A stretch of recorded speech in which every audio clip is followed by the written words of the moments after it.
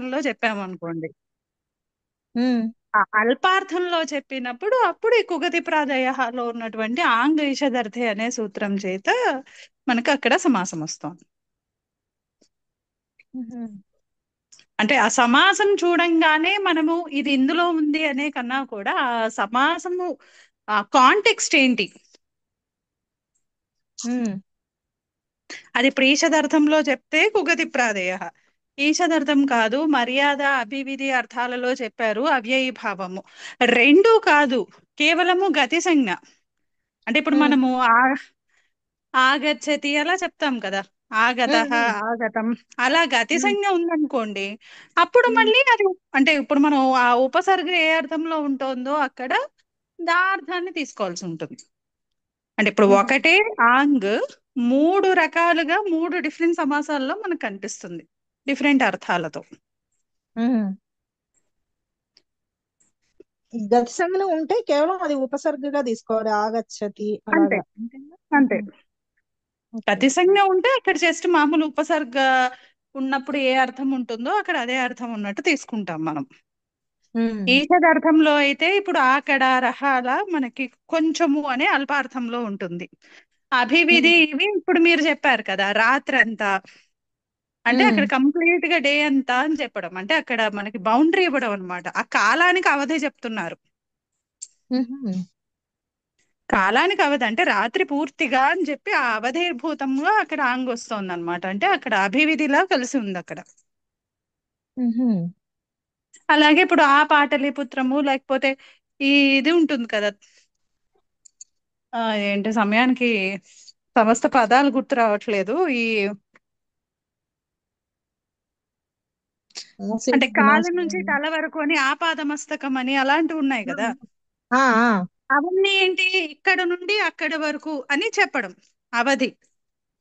ఆ, అలా అవధి చెప్పినప్పుడేమో అవ్యయీభావ సమాసం వస్తుంది, అవధి ఉహు, డ్యూరేషన్ అవి చెప్పినప్పుడు అవ్యయీభావ సమాసం. అల్పము అని ఈషదార్థం చెప్పినప్పుడు ఈ కుగతి ప్రాదయతో సమాసం వస్తుంది. అలాగే ఉహు, జస్ట్ అది కేవలము అంటే ఆ ఉపసర్గ లాగా అదే అర్థాన్ని చెప్పినప్పుడు మనకి గతి సమాసం వస్తుంది. ఓకే. అంటే ఇప్పుడు ఆగత, ఆగతవాన్ అనేవి, లేదా ఇప్పుడు ఆగత్య, అది ఉమ్, అక్కడ గతి సమాసం. ఉమ్, అలాగే ఆకడారహ, అక్కడ ఈషద్ కడారహ ఆకడారహ, అక్కడ కుగతి ప్రాదయతో వార్తికం ఆంగ్ ఈషదర్థి అనే వార్తికంతో సమాసం. ఉహు, అలాగే ఇప్పుడు ఆపాదమస్తకం, అక్కడ మనకి మర్యాద వచనంలో అక్కడ వికల్పంగా ఆ, అవ్యయీభావ సమాసం వస్తుంది, పంచమ్యపాంగ పరిభిహి అనుకుంటా. ఉహు, ఆ, యావదవధారణే వికల్పము మొదటివన్నీ ఇవి కదా, విభాషాధికారంలో ఆ మొదటి ఇది అపపరిబహిరంచవ పంచమ్య, తర్వాత ఆంగ మర్యాదాభివిద్యో 2:1:13.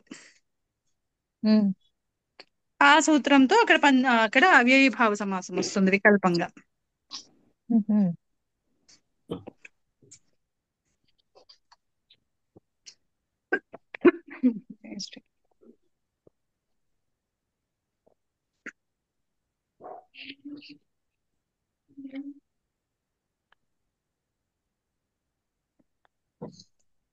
ఇప్పుడు ఆపాటలి పుత్రం అన్నారనుకోండి, కాల అవధి మర్యాద అభివిధి అన్నారు మీరు.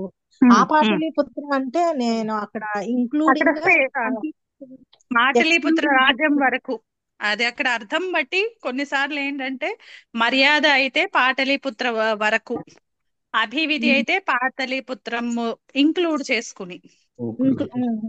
అనేది ఓన్లీ కాంటెక్స్ట్ బట్టి మనం అర్థం చేసుకోవాలి, అంతే, అంతేనా? ఆ సెంటెన్స్ ఫార్మేషన్ లో మనకు తెలియాలి. ఇది చూస్తే మనకేం తెలియదు, ఇప్పుడు ఆ పాటలీపుత్రం చూస్తే అక్కడ మర్యాద ఉందా అభివిధి ఉందా మనకు తెలియదు. ఉమ్, కానీ ఇప్పుడు ఆ కాంటెక్స్ట్ లో ఒక సెంటెన్స్ ఏమైనా ఇచ్చారనుకోండి, అప్పుడు దాన్ని బట్టి మనకి అర్థం అవుతుంది, ఓకే ఇది పాటలీపుత్రం వరక పాటలీపుత్రంతో కూడా కలిపి అక్కడ వరక. ఉహు, పూర్తిగా రెండు ఉంటాయి చూసారా, ఆ, అంటే okay. Upper limit lower limit రెండు ఎప్పుడైతే మెన్షన్ చేస్తారో అప్పుడు చాలా క్లియర్ గా ఉంటుంది ఉమ్, కొన్నిసార్లు. ఆ,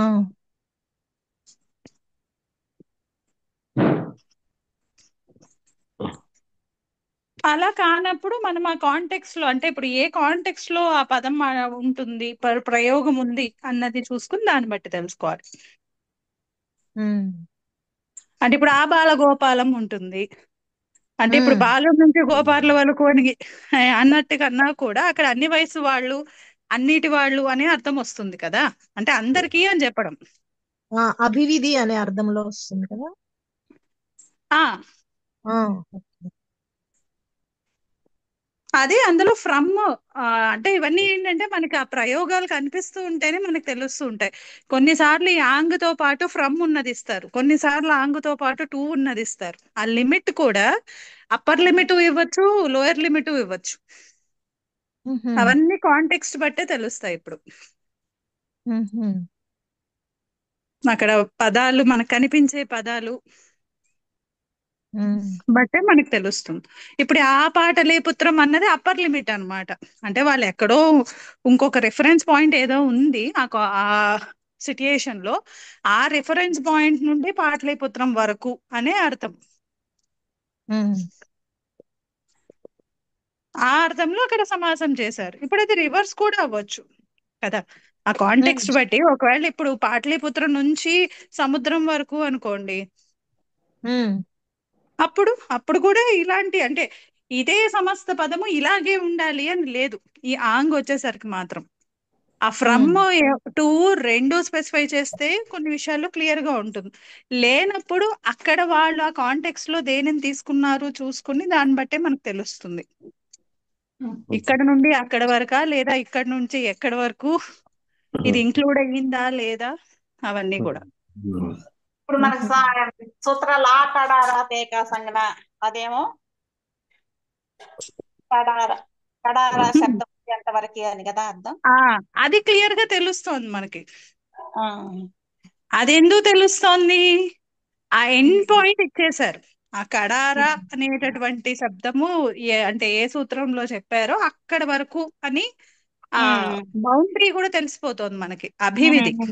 ఉమ్, అవును. అలాగే ఇది ఇంకా క్లియర్ గా తెలియడానికి ఫ్రమ్ కూడా తెలుసు మనకి. ఆకడారా తేకా సంజ్ఞ అని ఎక్కడ, అంటే ఏ నంబరింగ్ లో ఉందో అక్కడ నుండి అన్నది మనం ఇంప్లై చేసుకుంటున్నాం, కానీ అక్కడ అక్కడ పదంలో లేదు కదా. అవును. ఉమ్, అవును. పదంలో లేదు, ఎందుకంటే రెండు లిమిట్స్ లేవు. ఇక్కడ నుండి ఇక్కడ వరకు అని చెప్పాలన్నప్పుడు అది ఎక్కడి నుంచి అన్నది చెప్పలేదు. ఉమ్, అప్పుడు ఏంటి, కరెంట్ సూత్రం నుంచి అని తీసుకుంటాము. సో సూత్రం నెంబరింగ్ చూసుకుంటాము, ఓకే 1 4 1 నుంచి అక్కడ వరకు అన్నమాట అని. అంటే అది మనం ఇంప్లై చేసుకుంటున్నాం, కానీ ఆకడారాత్ అనే పదం అయితే మనకు చెప్పట్లేదు ఎక్కడ నుండో. ఉమ్, కడారా వరకు అని మాత్రమే చెప్తోంది అది. అవును. ఉమ్, అంటే ఇవన్నీ మనకి యూసేజ్ లో తెలుస్తాయి అన్నమాట. ఇప్పుడు ప్రాక్ ఉహు, కడారాత్ సమాసః, అది కూడా అంతే. అంటే కామన్ గా ఒకటే చెప్తారు, మిగిలింది ఇంకొకటి ఇంప్లైడ్ గా మనం దాన్ని తీసుకుంటాం అర్థం. ఉమ్, రెండు చెప్పారంటే మనకి హాయిగా ఈజీగా ఉంటుంది లైఫ్ కి. ఓకే, ఇక్కడ నుంచి నార్మల్ గా ఇక్కడ వరకు తెలిపోయినా ఇది తెలుస్తుంది, లేకపోతే కాంటెక్స్ట్ ని బట్టి అర్థం కాంటెక్స్ట్ చేసుకోవాలి. బట్టి తెలుస్తుంది, అంతే. అంతే. ఉహు. బాగుంది. ఇప్పుడు కొత్తగా ఏది కనిపించింది అయితే మీకు? నేను అవి కొంచెం డీటెయిల్ గా చదువుకుందామని మొదలు పెట్టాను మీరు చెబుతున్న దగ్గర నుంచి. ఈ ఆమె మ్మ్. దగ్గరకు వచ్చేసరికి ఇక పట్టుకుందా అనమాట. అది బాగుంది కాకుండా ఇది. తదితరలో కూడా ఒకటి ఇలాంటిదే మహోదయ్. ఇప్పుడు మ్మ్. దార్శనీయ దర్శనీయ దర్శనీయ క్షేత్రం అనొచ్చు, దార్శనీయ క్షేత్రం అనొచ్చు. ఇందులో తత్రజాతం గాని తత్రభవ గాని తస్యాపత్యం గాని ఏమీ లేవు, కానీ అన్నొచ్చింది. అది అసలు ఎలా తీసుకోవాలి, అక్కడ దార్శనీయ క్షేత్రం అని తీసుకోవాలా దర్శనీయ క్షేత్రం అని తీసుకోవాలా అనేది డౌట్. అంటే అది ఖచ్చితంగా తదిత ప్రత్యయం అని ఐడియా ఉందా? ఆ, అంటే దర్శన మించి వచ్చిందే కదా దార్శనీయ అనేది. ఇప్పుడు ఆహా, సంస్కృతంలో నేను నేను ఎంత కళతో చదువుతున్నానంటే చూశానంటానికి దర్శ కళతో ధాతువుది, దర్శ ధాతువుది నిజంతంలో అనియర్ కూడా దర్శనీయమే. అందుకని అడుగుతున్నాను నేను. ఆహా. ఇప్పుడు మనం పశ్యతి అంటాం కదా, దృశిర్ ధాతువు, ఉమ్. దాని నిజంతం ఏంటి? దర్శయతి కదా. ఆ దర్శయతి కనీయర్ కూడా దర్శనీయం. దర్శనీయ, దర్శనీయ, దర్శనీయం. ఆహా. అందుకని ఓకే. అడిగాను. అంటే ఇది ఖచ్చితంగా ఇది తదిత ప్రత్యయాంతము అంటే అప్పుడు అది ఏ అర్థంలో వచ్చిందో తెలుసుకోవాలి కదా. ఆహా. Okay okay. అంటే నేను ఒక వీడియో చేద్దాం అనుకుంటున్నాను. ఆమ్, మంచి చుట్టుపక్కల ఉన్న హిస్టారికల్ ప్లేసెస్ అవి. అంటే ఇది వరకు కూడా చేశాను, వీడియోలు కొన్ని ఉన్నాయి నావి. ఆ, అందుకని ఇప్పుడు ఈ కొత్తగా ఇది చేద్దామని, క్షేత్రాలు హిస్టారికల్ ప్లేసెస్ చేద్దామని. అక్కడ దర్శనీయ పెట్టాలా, దార్శనీయ పెట్టాలా అనేది డౌట్. దర్శనీయ పెట్టేసుకోండి, మీ గోల్ ఉండదు కదా. మళ్ళీ దార్శనీయ అంటే ఇప్పుడు మళ్ళీ మీరు ఏదో అక్కడ అంటే ఈ రూట్ ఏంటి అన్న తెలిస్తే గానీ మనకి దాని అర్థం తెలియదు కదా. ఇప్పుడు ఉమ్. ఈ దర్శనీయ అయితే క్లియర్ గా అయితే ఉంది. దర్శనీయ క్షేత్రం అంటే చూడవలసిన దర్శనీయ క్షేత్రం. స్థలాలు. ఉమ్. అవును. అదే అనియర్. దర్శి ఆ దృశ్యం దర్శనీయం. ధాతువు నిజంతము అనియర్ ప్రత్యయం నపుంసకలింగం. క్షేత్రం దర్శనీయం అన్నా నపుంసకం కాబట్టి ఇది కూడా. చూడదగింది అనే కావాల్సింది కదా కదా. ఏదండి? దర్శనీయం అన్నా చూడదగింది అని మనం తెలుగులో తీసుకుంటాం, కానీ మీరు చెప్పినట్టు అసలు రూట్ వర్డ్ ఏమిటన్నది డౌట్. హ్మ్. అంటే అది అంతే. అనియర్ అయితే మనకు తెలిసిపోతుంది, ఓకే ఇది ఈ అవునవును. అర్థాలలో వస్తుంది అని. అది అదే. అలా కాదు, వేరే తదితార్థాలలో వచ్చింది అంటే అక్కడ ఏం జరిగింది అన్న తెలుసుకోవాలి. కానీ కామన్ యూసేజ్ అయితే ఉంది, దర్శనీయ ఉంది. క్షేత్రం. దర్శనీయ రెండు కామన్ యూసేజ్ లో అయితే ఉన్నాయి. ఉన్నాయి. వ్యాలిడ్ వర్డ్స్ అవి. కాకపోతే నాకు ఐడియా లేదు, అంటే అవును. తదితాలలో అయితే ఐడియా లేదు ఉమ్. అది ఏ అర్థంలో వచ్చింది, దాని అర్థం ఏంటి అన్నది. ఉమ్. అంటే మీరు వీడియో దాకా అనియర్ లో అయితే దర్శనీయ ఉంది, చేసేస్తే కామన్ గా బెస్ట్. వాడతాం. అనియర్ అయితే కామన్ గా వాడతాం. ఉమ్. అవును. దార్శనికులు అంటారు. దార్శని అంటే భగవంతుడి ఇప్పుడు యొక్క దార్శనికులు కూడా అంతే కదా. ఆ, కానీ ఓకే, ఒకసారి కోశాన్వేషణ ఋషులను చూసారా పోనీ? వాళ్ళు ఏమైనా ఇచ్చారేమో. కోశాన్వేషణ చూసారా పోనీ దార్శనికులకి? చూడలేదు మహోదయ. దార్శనికులు దర్శన గ్రంథాలని దూరదృష్టితో అధ్యయనం చేసిన చూసేవాళ్ళేమో వాళ్ళు కదండి. ఇది లేదండి, ఇది ట్రైలోకి వెళ్ళింది. ఇది గ్రంథాలను, ఆ దర్శనాలు ఉంటాయి కదా, 6 ఉమ్, దర్శనాలు, వాటిని చదివిన అధ్యయనం వాడు, చేసిన వాళ్ళని. అంటే అధ్యయనం చేసిన వాడు. ఋషులని దార్శనికులు అంటారు కదా. అవును, వాళ్ళు అవును, అంటే వాళ్ళు అవును. ఎందుకంటే ఫ్యూచర్ వాళ్ళకి ని ఆ దర్శనాలు ఊహించగలిగినటువంటి వాళ్ళు కదండి.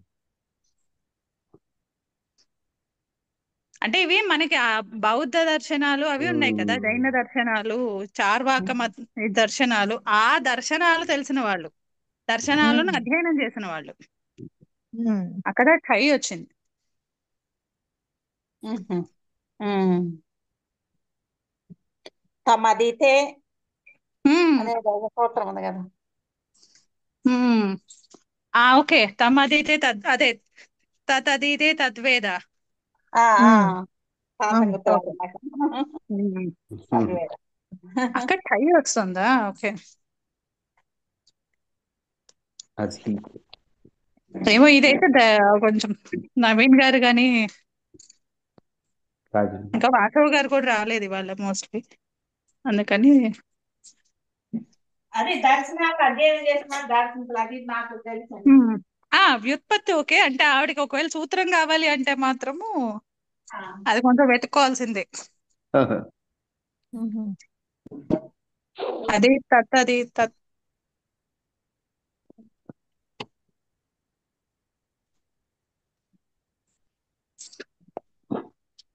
అండ్ వేదాలో చూద్దాము, ఎందుకంటే ఇది కథ కథ అంటూ అది చూసినప్పుడు మనము ఈ దాంట్లో కొన్ని చూసాం. అంటే కటశాకాధ్యాయి అని చెప్పి చూసాం కదా, అక్కడ కొన్ని ప్రత్యయాలు చూసాం మనము. కాకపోతే అక్కడ మనం అన్నీ చూసాము. ఈ అదీతే తద్వేద 4-2-59 దీంట్లో మనకి ఈ వైయాకరణ ఇలాంటివన్నీ దీంట్లో వస్తున్నాయి. ఇక్కడ అన్ని ఉంది, మరి ఇంకా వేరే అర్థాలలో ఎక్కడో మనకి వేరే ప్రత్యయాలు వస్తున్నాయి. అర్థం అయితే మోస్ట్లీ అదే అనుకుంటున్నాను. ఉమ్.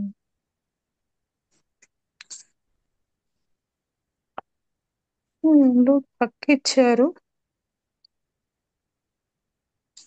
కానీ ఇందాక నా థై అని ఇచ్చారు అక్కడ వాళ్ళు కోశాన్వేషణలో. ఓకే, మ్మ్. చూస్తాలే, నాకేమైనా దొరికితే కనుక నేను గ్రూప్ లో మెసేజ్ పెడతాను. ఆ, ఓకే, మొదలు పెడదాం అయితే. ఏనాక్షర సమామ్నాయం అధిగమ్య మహేశ్వరాత్ కృత్స్నం వ్యాకరణం ప్రోక్తం తస్మై పాణినయే నమః. ఏన ధౌతా గిరః పుంసాం విమలైః శబ్దవారిభిః తమశ్చాజ్ఞానజం భిన్నం తస్మై పాణినయే నమః. వాక్యకారం వరరుచిం భాష్యకారం పతంజలిం పాణినిం సూత్రకారం చ ప్రణతోస్మి మునిత్రయం. ఓం శ్రీ గురుభ్యో నమః. అందరికీ నమస్కారం అండి. మనం ఇప్పుడు అహన్ రాజాహ సఖిభ్యశ్చ ఆ సూత్రంలో అహన్ను గురించి చూస్తున్నాం మనం. అంటే తత్పురుష సమాసంలో రాజన్, అహన్, సఖి అనేవి ఉత్తర పదాలుగా ఉన్నటువంటి ప్రాతిపదిక కంటే పరంలో టచ్ అనే సమాసాంత ప్రత్యయము. సో ఇక్కడ అహన్ లోకి వచ్చేసరికి మనము అహన్కి ఆదేశాలు ఎక్కడెక్కడ వస్తాయి అన్నది చూసుకున్నాము. అన్హో అన్హ ఏతేభ్యః అనే సూత్రం చేత తత్పురుష సమాసంలో సర్వ ఏకదేశ వాచకాలు అయినటువంటి పూర్వ, పర, అథర, ఉత్తర, మధ్య, సాయ, అలాగే సంఖ్యావచనాలు, అవ్యయాలు, సంఖ్యాత, పుణ్య అనేటటువంటి శబ్దాలు పూర్వపదములో ఉన్నటువంటి అహన్ ఉత్తర పదముగా ఉన్నటువంటి తత్పురుష సమాస ప్రాతిపదిక కంటే పరంలో తత్పురుష ప్రాతిపదిక ఉన్నప్పుడు అహన్ స్థానములో అన్హ అనేటటువంటి ఆదేశం. అలాగే ఆ ఆదేశాలు సిద్ధిస్తుంటే మనం ఒక 2 నిషేధ సూత్రాలు కూడా చూసుకున్నాము. న సంఖ్యాదేహ సమాహారే అంటే సమాహారార్థంలో సంఖ్యావచనము పూర్వపదములో ఉన్నటువంటి అహన్నకి ఈ అన్హ అనేటటువంటి ఆదేశము నిషేధించబడినది. అలాగే ఉత్తమైకాభ్యాం చ అంటే ఇక్కడ ఉత్తమ అనే శబ్దం చేత కేవలము ఈ శ్రేష్టత్వము అనేటటువంటి అర్థములో ఉన్న శబ్దం కాకుండా ఉత్తమ అనే శబ్దం చేత అంత్యవచనాన్ని తీసుకున్నారు. అందుకని పుణ్య, ఏక ఈ 2 పూర్వపదాలుగా ఉన్నటువంటి అహన్కి అన్హ అనేటటువంటి ఆదేశము నిషేధించబడింది. అలాగే అహన్ అన్నది అహన్ కంటే పరంలో టచ్ ఉన్నప్పుడు అంటే మనకి ఎక్కడ ఆదేశాలు అవి రానప్పుడు అక్కడ మనకి అన్హష్టకోరేవ అనేటటువంటి నియమ సూత్రం చేతనే అహన్ కంటే పరంలో టిత్తైన ఖిత్తైన ప్రత్యయాలు ఉన్నప్పుడు మాత్రమే టిభాగానికి లోపము, అన్యదా కాదు అనేటటువంటి నియమం కూడా చూసుకున్నాం. అలాగే నిన్న ఆదేశాలలో కొన్ని ఎగ్జాంపుల్స్ కూడా చూసుకున్నాము. సర్వతో చూసాము, సర్వం అహశ్చ, సర్వాహ, సర్వాణ్హ అనేటటువంటి రూపము. అలాగే ఏకదేశ వచనాలతో కూడా చూసాము, పూర్వాణ్హ, అపరాణ్హ అనేటటువంటి రూపాలు. తర్వాత పుణ్యతో చూసాము, పుణ్యం చ అహశ్చ, పుణ్యాహం. ఇక్కడ ఒక్క చోట ఎక్సెప్షన్ కూడా మనం వార్తిక ద్వారం రూపంలో చూసాం. పుణ్య, సుదిన ఈ 2 పూర్వపదాలుగా ఉన్నటువంటి అహన్ అంత్యములో ఉన్నటువంటి ప్రాతిపదిక నపుంసకలింగంలోనే ఉంటుంది. పుణ్య సుదినాభ్యాం అన్హః నపుంసకం క్లీపతం ఇష్యతే అనేటటువంటి వార్తికం చేత ఆ సమస్త పదము మనకి నపుంసకలింగంలోనే ఉంటుంది అన్నది చూసాం. అలాగే సంఖ్యాతం తత్ అహశ్చ అనే లౌకిక విగ్రహ వాక్యంతో సంఖ్యాతాన్హః అనేటటువంటి సమాసం కూడా ప్రక్రియ కూడా చూసాం. అలాగే మనకి అహన్ ఆదేశం వచ్చిన తర్వాత అంటే అన్హ అనేటటువంటి ఆదేశం సిద్ధించిన తర్వాత పూర్వపదంలో అదంతా పూర్వపదమయ్యి ఈ రేఫ షకారాలు నిమిత్తాలు పూర్వపదములో ఉన్నప్పుడు అన్హ అనేటటువంటి అదంత పదము అదంత అహన్ శబ్దము మనకి ఉత్తర పదంలో ఉన్నప్పుడు అన్హో అదంతాత్ అనే సూత్రం చేత అక్కడ అన్హలో ఉన్నటువంటి నకార స్థానంలో ణత్వం కూడా చూసాము. సో ఇప్పుడు మనం ఇంకా చూడాల్సిన ఎగ్జాంపుల్స్ సంఖ్యావచనాలు, అహన్న సంఖ్యావచనాలు, అది కూడా సమాహారార్థంలో కాకుండా. నిన్న సమాహారార్థంలో చూసాం. దశానాం అన్హాం సమాహార దశానాం అన్హాం సమాహారః దశానః అనేటటువంటి రూపం చూసాం. సో సమాహారార్థంలో కూడా చూసాము. ఇప్పుడు సంఖ్య అహన్, కానీ సమాహారార్థము లేనప్పుడు.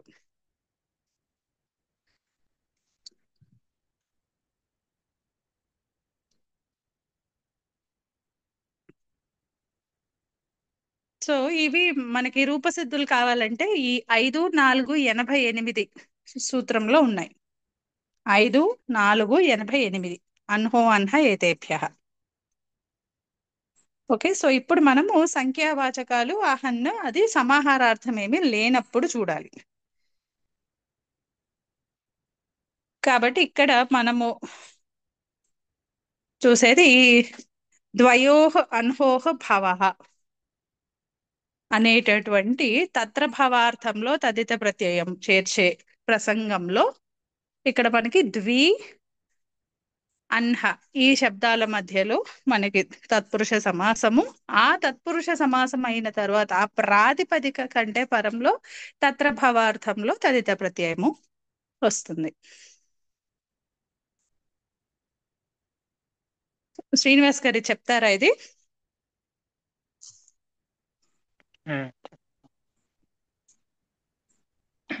ద్వయోః అన్హోః భవః.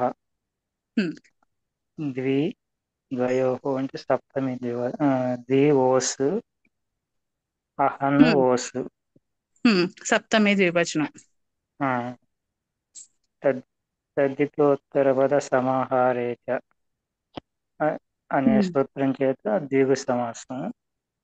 ఇక్కడే ఒక్కసారండి, ఇప్పుడు మనము ఇక్కడ ద్వయోః అన్హోః భవః అని చెప్పాం కదా.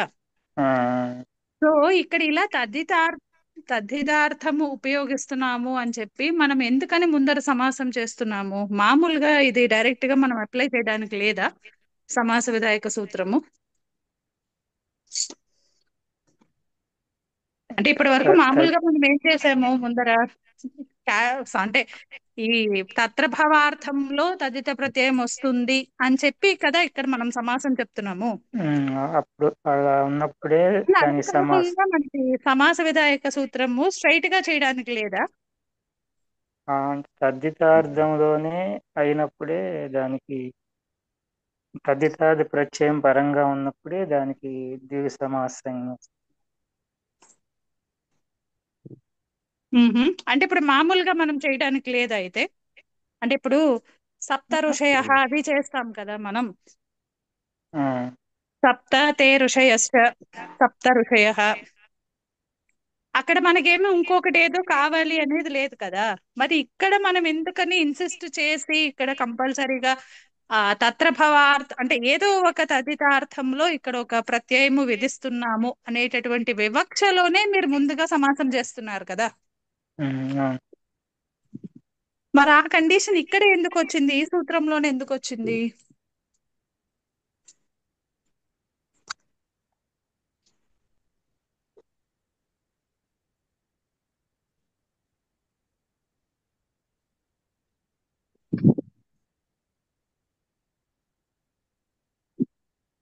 ఓకే, సో ఇప్పుడు ఒకసారి ఈ తద్ధితార్థోత్తర పద సమాహారేచ్ ఆ సూత్రానికి పూర్వ సూత్రం దిక్ సంఖ్యే సంజ్ఞాయాం అదే ఒక్కసారి ఓపెన్ చేయండి. నంబరింగ్ అంటే 2, 1, 50 అనుకుంటది. ఓకే, అక్కడ ఏం చెప్తున్నది? దిక్ సంఖ్యే సంజ్ఞాయాం అంటే సమానాధికరణంలో సంఖ్యావాచకాలు గాని దిక్వాచకాలు గాని సమానాధికరణంలో సమర్థవంతమైన సుబంతముతో ఎప్పుడు సమసిస్తాయి? అంటే ఒక సంజ్ఞ తెలిసినప్పుడు, ఆ సమస్త పదం చేత ఒక సంజ్ఞ తెలిసినప్పుడు మాత్రమే సమసిస్తాయి అని ఇది నియమం చేసింది. ఇది నియమ సూత్రం.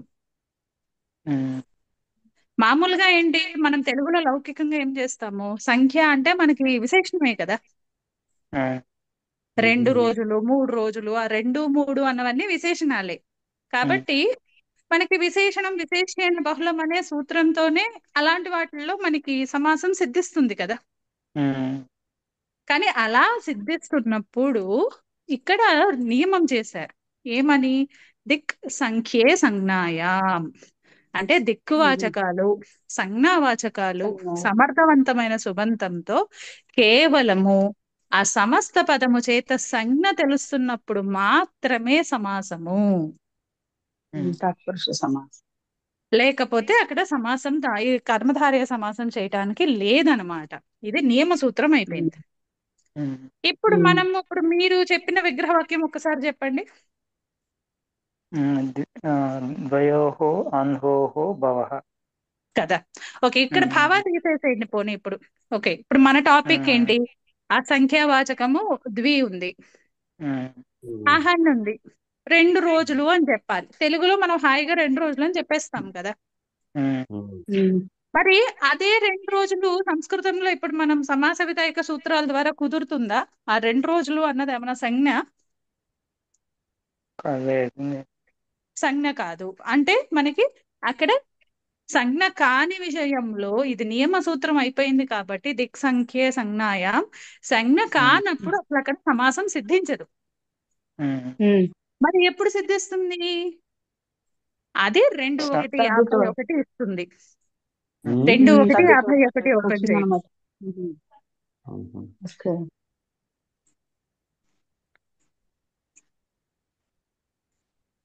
దిక్ సంఖ్య సంజ్ఞాయం తోటి సంజ్ఞ కాదు గనుక అక్కడ సమాసం సిద్ధించట్లేదు, ఇక్కడికి వచ్చింది అనమాట. 2, 1, 51 అదేం చెప్తుంది? దిక్ సంఖ్య అన్నది అనువృత్తిలో ఉంటుంది. అంటే దిక్వాచకాలు సంఖ్యావాచకాలు ఎప్పుడు సమసిస్తాయి? ఏ విషయంలో? అక్కడ మొత్తం సప్తమి ఉంది. ఏమేమి ఉన్నాయి అక్కడ సప్తమిలో?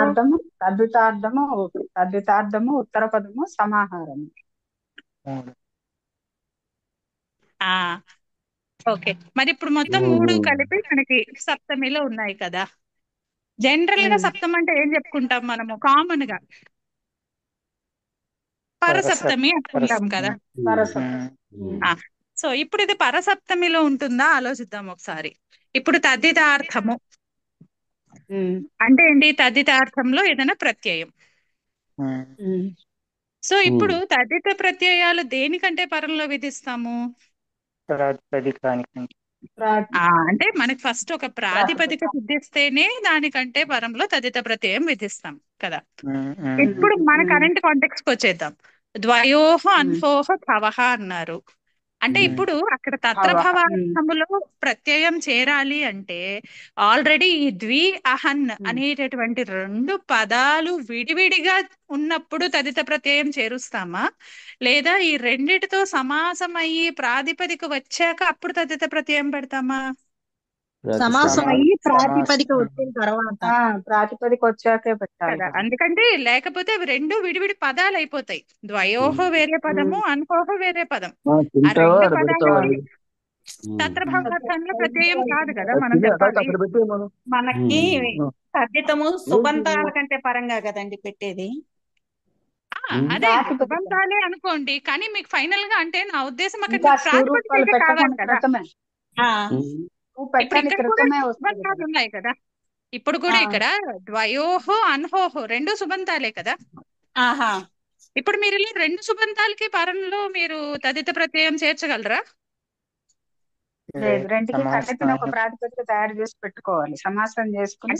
ద్వయోః విడిగా తదిత ప్రత్యయం చేర్చి అన్హోః విడిగా తదిత ప్రత్యయం అలా చేస్తామా మనము? లేదు కదా. ఇప్పుడు 2 పదాలకే చేర్చాలి అని 2 పదాలకి విడివిడిగా తదిత అర్థంలో ప్రత్యయం చేర్చడం కాదు. అంటే ఇక్కడ ఏం జరగాలి? ఆ 2 రోజులు అనే అర్థం వచ్చేటటువంటి సుబంతాన్ని తయారు చేసుకుని లేదా ప్రాతిపదికను తెచ్చుకుని ఆ ప్రాతిపదిక కంటే పరంలో లేకపోతే ఆ సుబంతము కంటే పరంలోనే మనము తత్రభవార్థంలోనో లేకపోతే మనకు కావాల్సిన తదిత ప్రత్యయం చేర్చుకుంటాం. అంతేగాని విడివిడిగా ద్వయోహకి విడిగా తదిత ప్రత్యయం చేర్చుకుని అన్హోకి విడిగా తదిత ప్రత్యయం చేర్చుకోవడం అన్నది ఉండదు మనకి, ఉండదు. ఉండదు. మరి ఇప్పుడు అంటే ఏమవుతుంది, ముందర పరసప్తమి అని చెప్పేసాం అనుకోండి, తదిత ప్రత్యయం పరంలో ఉన్నప్పుడే సమాసము అని మరి మనం విధించాలి కదా. అవును. అక్కడ మరి విధించాలంటే దానికి అంటే దానికి ఒక వ్యాలిడ్ సుబంతం ముందర కావాలి ప్రాతిపదిక కదా. తయారవుతుంది. ముందర ప్రాతిపదిక కావాలి, వచ్చాకే 2 రోజులు అనేటటువంటి ఆ అర్థంతో ఉన్నటువంటి ఇంకో ప్రాతిపదిక కావాల్సింది, అవును. లేకపోతే మనం తదిత ప్రత్యయం విధించలేం. మరి ఇప్పుడు విధించలేం. సమాసంలో సమాస విధాయక సూత్రంలో ఈ తద్దితార్థ అన్నది ఒకవేళ పరసప్తమి తీసుకుంటే ఇది ఒక లూప్ లాగా కొనసాగుతుంది, కానీ ఎక్కడ ఏది విధించలేం కదా. సమాసమయ్యి ద్వి అహన్ ఆ రెండిటికి సమాసమయ్యి అప్పుడు మనము తదిత ప్రత్యయం చేర్చడానికి వీలవుతుంది. కానీ సమాసం అవ్వాలంటే తదిత ప్రత్యయం పరములో ఉండాల్సి వస్తుంది ఉండాలి. పరసప్తం అనుకుంటే. అంటే ఇది లూప్, ఇన్ఫైనైట్ లూప్ లో తిరుగుతోంది, అంతేగాని అక్కడ సమాసము అవ్వదు, ప్రత్యయము జరగదు కదా. అందుకని ఏం చెప్తారు ఇక్కడ వ్యాఖ్యానాలలో, తదితార్థము అంటే ఇక్కడ విషయ సప్తమి, అంటే పరములో ఉండాల్సిన అవసరం లేదు. నేను తదిత ప్రత్యయము చేర్చాలి అని అనుకుంటున్నాను అనేటటువంటి వివక్షలో పూర్వముగానే సమాసం చేస్తాం. ఆ సమాసం చేసి దాంతో వచ్చినటువంటి ప్రాతిపదికతో ఇప్పుడు పార్వతి గారు అన్నట్టు అక్కడ ఆ రూల్స్ తదిత ప్రత్యయం విధించడానికి ఏ రూల్స్ కావాలో ఆ ప్రాతిపదికకి ఆ రూల్స్ కి సెట్ చేసుకుని అప్పుడు మనం ఆ ప్రత్యయాన్ని విధిస్తాం. అంటే ఇప్పుడు ఇది విషయ సప్తమిలో ఉంది. అందుకని ఇప్పుడు ఇందాకన శ్రీనివాస్ గారు మనకి లౌకిక విగ్రహ వాక్యం చూస్తే టోటల్ గా చెప్పేశాం మనం, ద్వయోహో అన్హోహ భవః అని చెప్పేశాం. అంటే తత్రభవార్థములో అక్కడ ఈ 2 రోజులు అనేటటువంటి అర్థంలో తత్రభవార్థంలో 2 రోజులు ఉన్నది, 2 రోజుల పాటు ఉన్నది అనే అర్థంలో ఒక ప్రత్యయాన్ని విధిస్తున్నాము అని. కానీ ఆ ప్రత్యయాన్ని విధించడానికి ముందరే, అక్కడ తత్రభవార్థంలో ప్రత్యయాన్ని విధించడానికి ముందరే ద్వి ఓస్ అహన్ ఓస్ అని ఉన్నటువంటి సుబంతాలకి సమాసము చేసి ఆ సమాసం ద్వారా సిద్ధించినటువంటి ప్రాతిపదిక కంటే పరంలో మనము తత్రభవార్థంలో అక్కడ ఏది అప్లై అవుతుందో చూసుకొని ఆ సూత్రం విధిస్తాం. అండ్ ఇప్పుడు ఇదంతా ఇంత కష్టం ఎందుకు వచ్చింది, అక్కడ దిక్సంఖ్యే సంజ్ఞాయాం అని నియమ సూత్రం ఉంది. అందుకని చెప్పి మనము డైరెక్ట్ గా రెగ్యులర్ తత్పురుష చేయటానికి లేదు. రెగ్యులర్ విశేషణ పూర్వపద కర్మధారయ సమాసము మన తెలుగులో లాగా చేయటానికి లేదు. కాబట్టి అది కంపల్సరీగా మనము 3 అర్థాలలో మాత్రమే ఉంటుంది. సంజ్ఞ కాకపోతే 3 అర్థాలు అంటే 3 కాంటెక్స్ట్ లో మాత్రమే మనము సంఖ్య సుబంతము సమాసించడానికి వీలవుతుంది.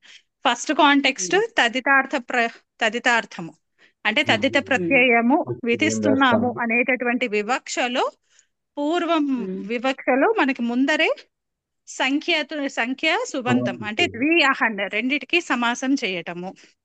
లేదా రెండవ కాంటెక్స్ట్ ఉత్తర పదే అంటే ఏమవుతోంది, 3 పదాలతో ముందర బహువ్రీహి చేసేసుకుని త్రిపద బహువ్రీహి, ఆ త్రిపద బహువ్రీహికి పూర్వములో ద్వ్యహ్న ప్రియ అంటే ప్రియ అనే ఉత్తర పదము ఉంది అని చెప్పి అవుటర్ అంతానేమో బహువ్రీహి చేసుకుంటాము. ఆ లోపల నెస్టింగ్ లోకి వచ్చేసరికి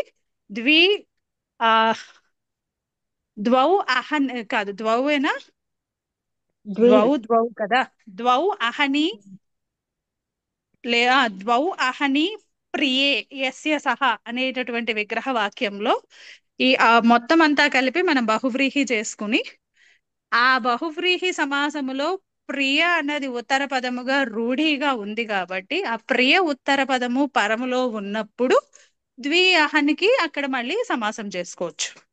అది సెకండ్ కాంటెక్స్ట్. థర్డ్ కాంటెక్స్ట్ సమాహారార్థం. ఉమ్, అందుకని అది నిన్న చూసాం కదా మనం, ద్వయోః అన్పోః సమాహారః ఆహ్న అని ఒక సమాహారः. బండిల్ లాగా ఒక సమూహార్థంలో మనం చెప్పినప్పుడు అప్పుడు మనము డైరెక్ట్ గానే చేసుకోవచ్చు. సో ఇక్కడ మనకున్న విగ్రహ వాక్యంలో ఎలా ఉందో చూసుకుని ఈ ఉమ్, సమాస విధాయక సూత్రంలో అసలు ఎందుకని ఆ సూత్రమే ఉపయోగిస్తున్నాము, ఆ సూత్రంలో కూడా ఏ కాంటెక్స్ట్ లో వస్తుంది, అదే మనం ఉమ్, గమనించుకుంటే ఇంకా సంఖ్యలతో మనకి ప్రాబ్లం ఉండదు.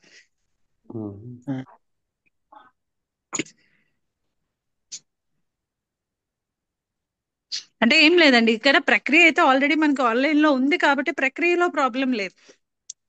అది మనం ఫిగర్ అవుట్ చేసుకోవడం ఓకే. కాకపోతే ఎందుకని అంత పర్టికులర్ గా ఇలాగే ఫాలో అవుతున్నాము అన్నది కాన్సెప్ట్ ఒక్కసారి రివైజ్ అవుతుంది కదా అని చెప్పి అడిగాను అంతే.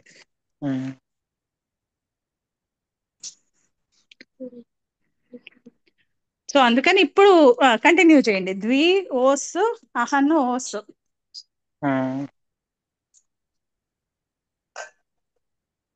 అంటే ముందు సమాస్ చెప్పాలి కదా, తదితోత్ర తర్వాత కదా టై తత్రభావ అనే అర్థంలో టై తర్వాత ముందర సమాసం చేసేసి ప్రాతిపదిక సంజ్ఞ తెచ్చుకుని అప్పుడు తత్రభవార్థంలో ఇది. ద్వి అంటే ఇప్పుడు అహన్ మీరు ఆ సమాసం రెండింటికి కలిపేసుకోవాలి. ద్వి అహన్కి సమాసం కలుపుకోవాలి. చేయాలంటే సూత్రం ఇదే కదా, తదితోత్ర. అదేనండి, అదే తద్దితార్థోత్తర పద సమాహారేచ అనే సమాహారేచ. సూత్రంలో తద్దితార్థ ప్రత్యయము తత్రభవార్థంలో తద్దితార్థ ప్రత్యయము విధిస్తాము అనేటటువంటి వివక్షలో పూర్వమే సమాసము. సమాసం అప్పుడు ద్వి ఓసు అహన్ ఓసు. ఈ సుప్పులకి లుక్ అయినప్పుడు ద్వి అహన్. ఎక్కువ అణచి ప్రకారం ద్విహన్. మరి మనకి ఒక నిమిషము మనకి అలాగే ద్వి ఓసు అహన్ ఓసుకి సమాసం వచ్చింది, ప్రాతిపదిక సంజ్ఞ వచ్చింది కదా. అప్పుడు వెంటనే మనము ఈ కాంటెక్స్ట్ లో మనకి ఈ వస్తాయా సమాసాంత ప్రత్యయాలు? అవి ఫస్ట్ అవి అంటే ముందు ఎందుకంటే ఆన్లైన్ లో చూడదు, ఆన్లైన్ లో అది మిస్టేక్ ఇచ్చారు వాళ్ళు, తత్రభవార్థం చెప్పేశాక లాస్ట్ లో పెట్టారు. కానీ అది కాదు, మనకి సమాసం జరిగిన వెంటనే మనం ఫస్ట్ స్టెప్ లో సమాసాంత ప్రత్యయాలు ఉంటాయా అన్న చూసుకోవాలి. ఎందుకంటే అది కూడా ప్రాతిపదికలోకి కన్సిడర్ అవుతుంది కదా. ఇప్పుడు ఆ టచ్ ప్రత్యయం కూడా సమస్త పద ప్రాతిపదికలో కన్సిడర్ అవుతుంది. ఆ ప్రాతిపదిక కంటే పరంలోనే మనం ఈ కాలాతయో లేకపోతే ఏదో ఒకటి ఆ తదిత ప్రత్యయం చేరుస్తున్నాం. అందుకని సమాసం జరిగిన వెంటనేనే అక్కడ సమాసాంత ప్రత్యయాలు ఏమైనా వస్తాయా?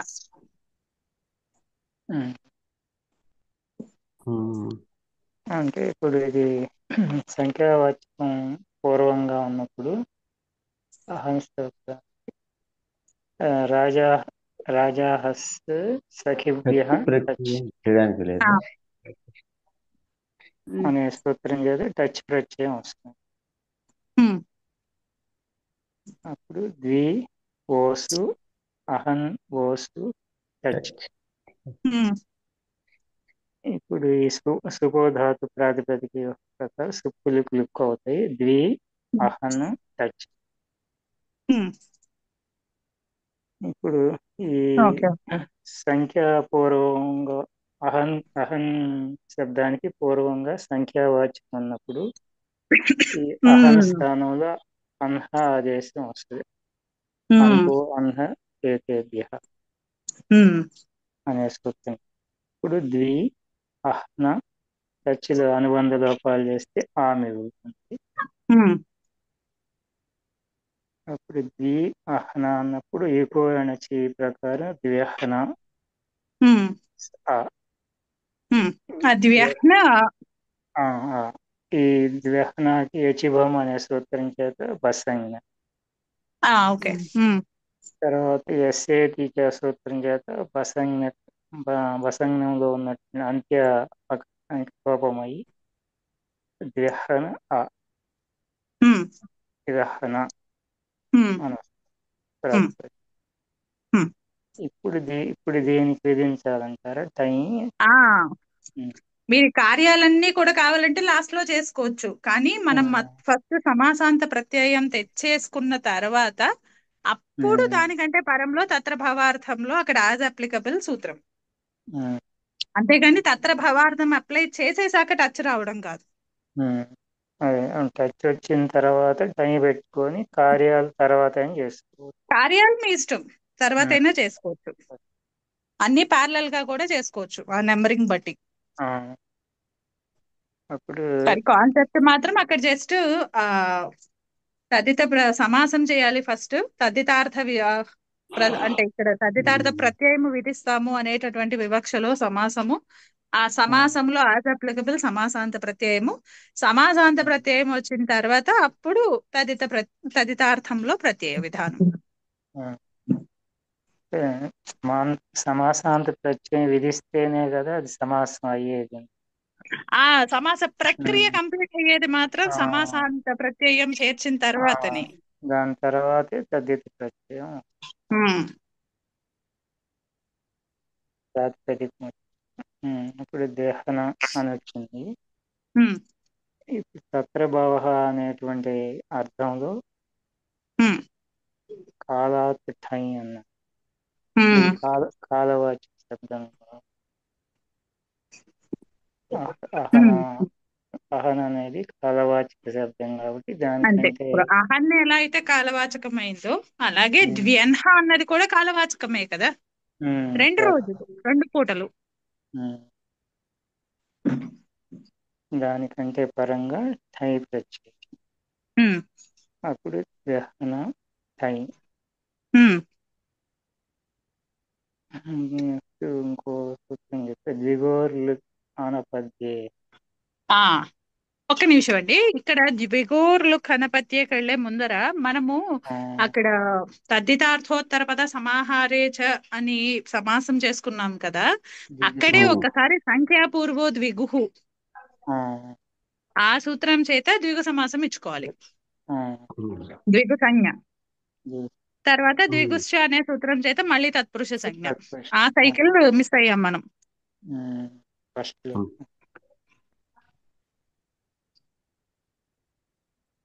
ఓకే, అక్కడ చెప్పాము అని అనుకుని ఇక్కడ కంటిన్యూ చేసేసేయండి. కాబట్టి దీనికి ద్విగు సమాసం ఉంది కాబట్టి ద్విగోర్లు అనపత్యే. ఆ సూత్రం ఏం చెప్తుంది? ద్విగోర్లు అనపత్యే అన్నది అంటే ద్విగు సంజ్ఞ ఉన్నటువంటి ప్రాతిపదిక కంటే పరములో అపత్యార్థ భిన్నమైనటువంటి అజాది ప్రత్యయాలు. ఒకసారి ఈ సూత్రం ఓపెన్ చేస్తే మీకు అనువృత్తిలో అచి కూడా ఉంటుంది. అందుకని అజాది అనపత్య భిన్న అజాది తదిత ప్రత్యయాలు పరమైనప్పుడు వాటికి లుక్. అజాది ఉందా? అచి ఉంది. ఇది ఎందుకంటున్నా అంటే మనకి సూత్రంలో ఇవి ఉండదు కదా, ఇప్పుడు అచి అన్న సూత్రంలో లేదు. అందుకని సూత్రం లాగానే చూసి గుర్తుపెట్టుకున్నాము అంటే ఈ అజాది ప్రత్యయము అన్నది మిస్ అయిపోతాం మనం. అందుకని ఒకసారి ఓపెన్ చేయమన్నది.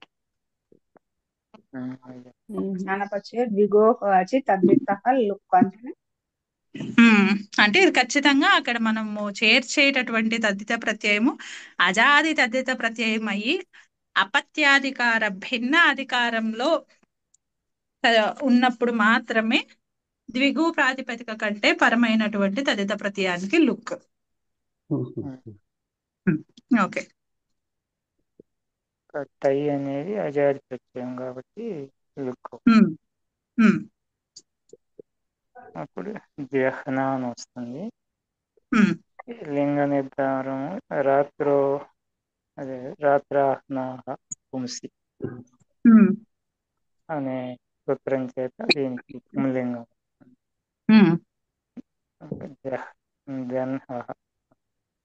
అంతే, అంటే 2 రోజుల పాటు ఉండేది.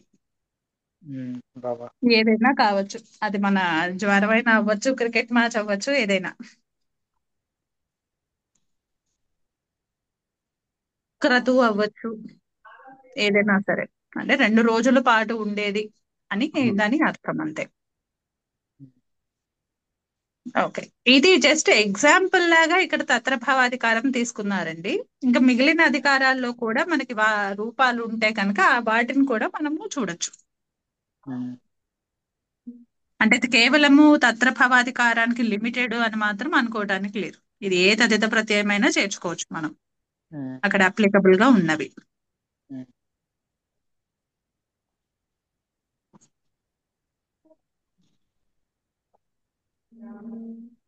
ఓకే, నెక్స్ట్ శర్మ గారు ఈ ఏక శబ్దంతో చెప్తారా? ఒక రోజు అనే అర్థం.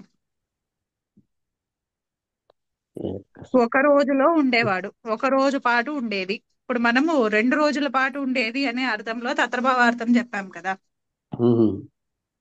అదే ఒకటే రోజు అన్నమాట. ఇప్పుడు విగ్రహవాక్యం విగ్రహవాక్యం సప్తమిలో చెప్పాలి. ఏక సప్తమి, ఏకస్మిన్ అహని భవః. ఏకస్మిన్ అహనేనా?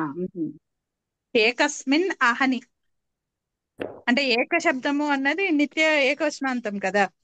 తత్రభావార్థం ఎప్పుడు కూడా సప్తమిలో వస్తుంది కదా. అందుకని ఏక శబ్దము సప్తమి, అహన్ శబ్దము సప్తమి ఏకవచనంలో. ఏకస్మిన్ అహని భవః. అహని భవః. అహని భవః. శర్మ గారు ట్రై చేస్తారు. ఎక్కడ అంత పట్టట్లేదు.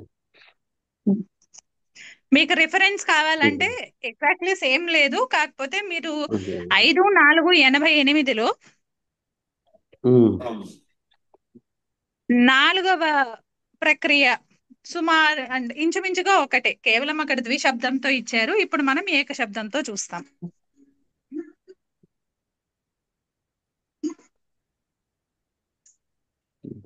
లేదా మీరు చెప్తూ ఉండండి, శ్రీనివాసరావు గారు అయినా గైడ్ చేస్తారు. ఏకస్మిన్ మీరు ఏక దాని సప్తమి విభక్తి సుప్రత్యయం చేర్చుకోవాలి కదా. సుప్రత్యయం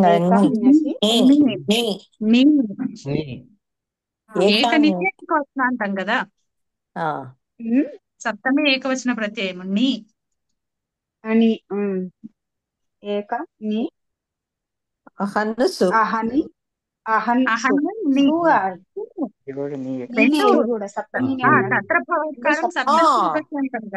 ఓకే సప్తమి ఉండాలి. ఓకే, చాలా రోజుల తర్వాత ఈ రోజు వచ్చాను సాయంకాలం క్లాస్, కొంచెం కన్ఫ్యూజన్.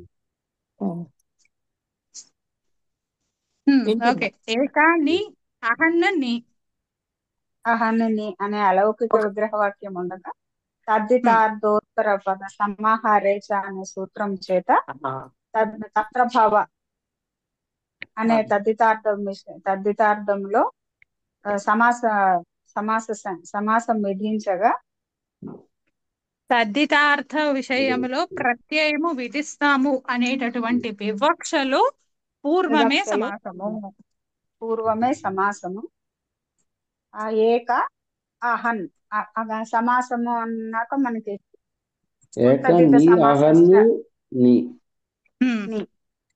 కృప్తదిత సమాసశ్చతో ఒక నిమిషం. సమాసం విధించిన వెంటనే మనము అక్కడ సమాసాంత ప్రత్యయము సంఖ్యాపూర్వో ద్విగుః టచ్ ప్రత్యయము ఏకాసు అహన్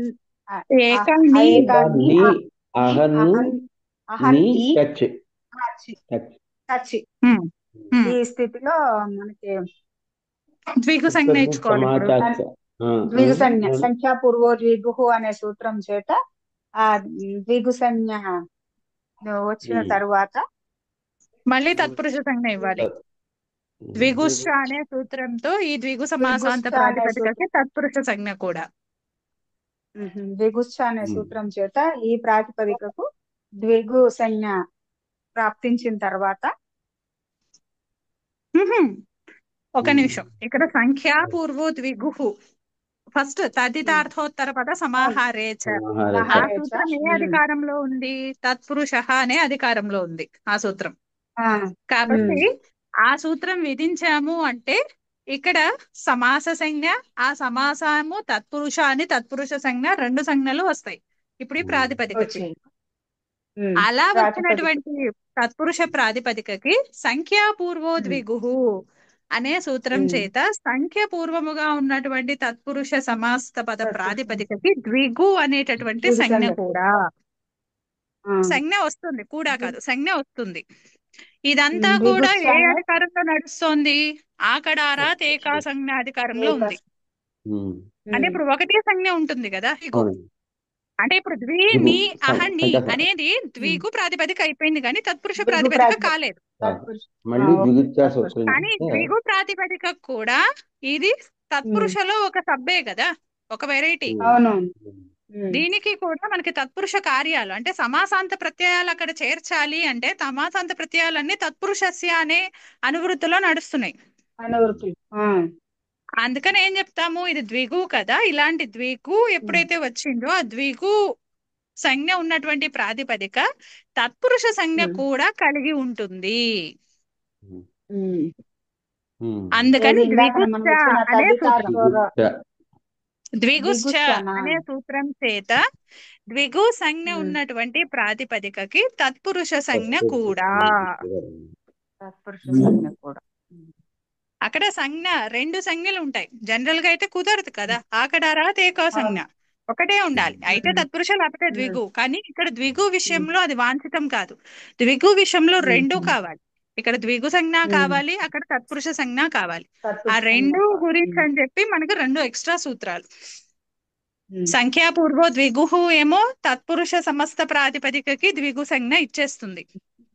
అంటే అప్పుడు అది ఇప్పుడు తత్పురుష కేవలము సంజ్ఞ ద్విగు కావాలి ప్రాతిపదిక గనక అయిపోయింది. ఆ ద్విగు ప్రాతిపదిక మళ్ళీ తత్పురుష సంజ్ఞ కూడా దానికి ఎక్స్ట్రా కావాలి, రీప్లేస్ కాదు, ఎక్స్ట్రా అచ్చి ప్రత్యయం సమాసాంత ప్రత్యయం పెట్టుకుందుకు మళ్ళీ తత్పురుష సంజ్ఞ కావాలి. కాబట్టి ద్విగుశ్చ అక్కడ చకారంతో ద్విగుశ్చ. సంజ్ఞా సమావేశం జరుగుతుంది. అందుకని రెండు సంజ్ఞలు పాసిబుల్ ద్విగు విషయంలో. తత్పురుష సంజ్ఞ ఉంటుంది, ద్విగు సంజ్ఞ కూడా ఉంటుంది ద్విగుశ్చ అనే సూత్రం చేత. ఇప్పుడు తత్పురుష సంజ్ఞ ద్విగు సంజ్ఞ రెండు ఉన్నటువంటి ఏక ని అహని ని కచ్చి ఇప్పుడు నువ్వు సమాసాంత ప్రత్యయం చెప్పాలి. టచ్ అంటే ఆర్డర్ లో వెళ్ళాలి అంటే సమాస విధాయక సూత్రము ఈ ద్విగు అయ్యేసరికి మళ్ళీ సంఖ్యాపూర్వ ద్విగుహు అనే ద్విగు సంజ్ఞ, ద్విగుశ్చ అనే సూత్రం చేత తత్పురుష సంజ్ఞ. ఇప్పుడు తత్పురుషకు వచ్చేసాం కాబట్టి తత్పురుష సంజ్ఞ ఆధారంగా వచ్చిన తరువాత రాజాహ సఖిభ్యశ్చ అనే సూత్రం చేత తత్పురుష సంజ్ఞ వచ్చిన తరువాత టచ్ ప్రత్యయము సమాసాంత ప్రత్యయముగా పెట్టుకున్నప్పుడు ఏక ని అహని ని అచ్చి అనే స్థితిలో ఉన్నప్పుడు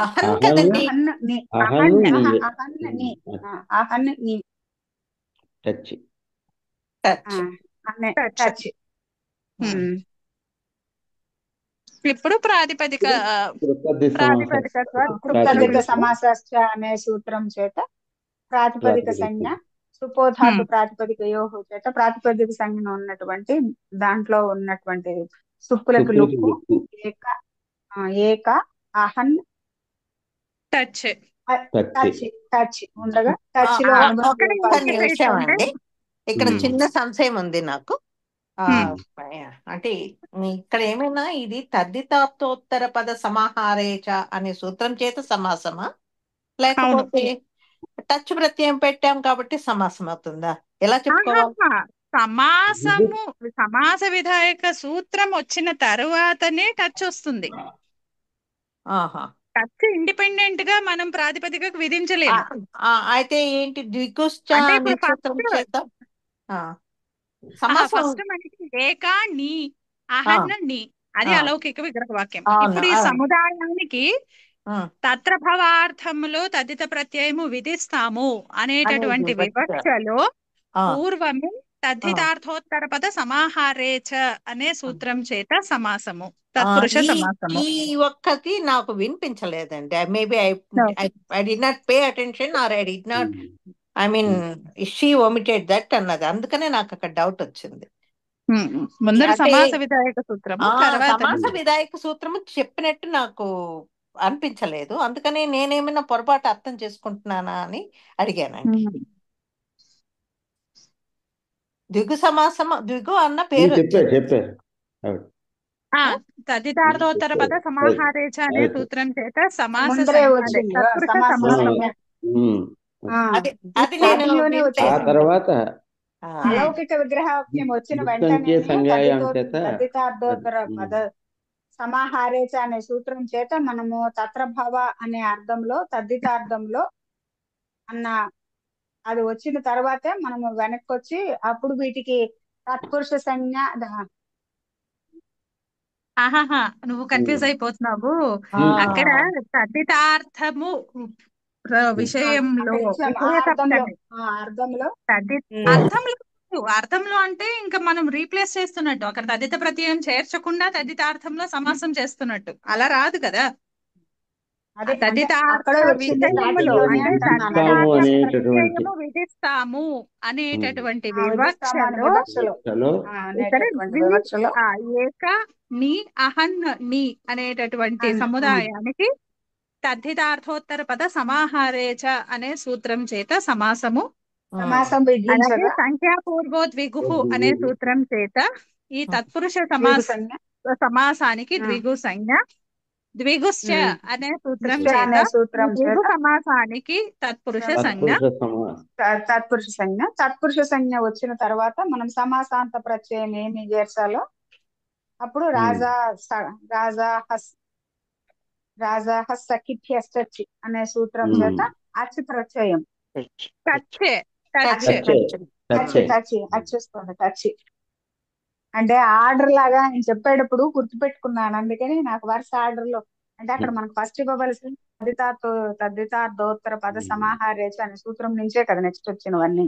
అవునండి అవునండి. అది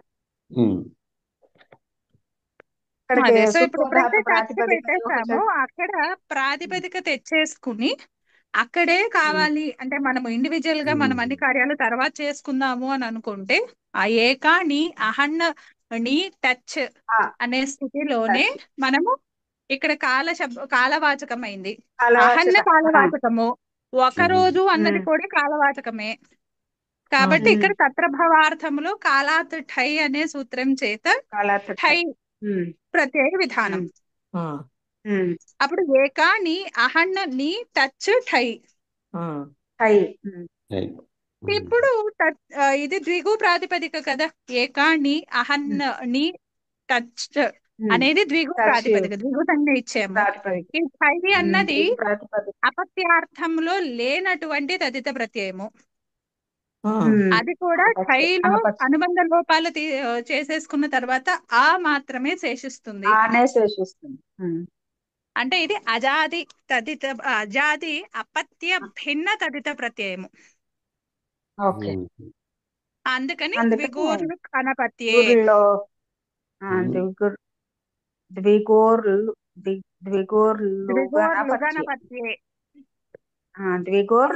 ద్విగోహులుక్ అనపత్యే. ఓకే పదం ద్విగోర్లుగణపత్యే అనే సూత్రం చేత ఇక్కడ ఠై ప్రత్యయానికి అజాది అపత్య భిన్న ఠై ప్రత్యయానికి లుక్. మళ్ళీ మామూలే మన పాత ఫ్రెండ్లే మిగిలారు, ఏక అహన్ ఇంకా సుప్పులకి లుక్ చెప్పగా కదా, ఏకా నీ అహన్ నీ టచ్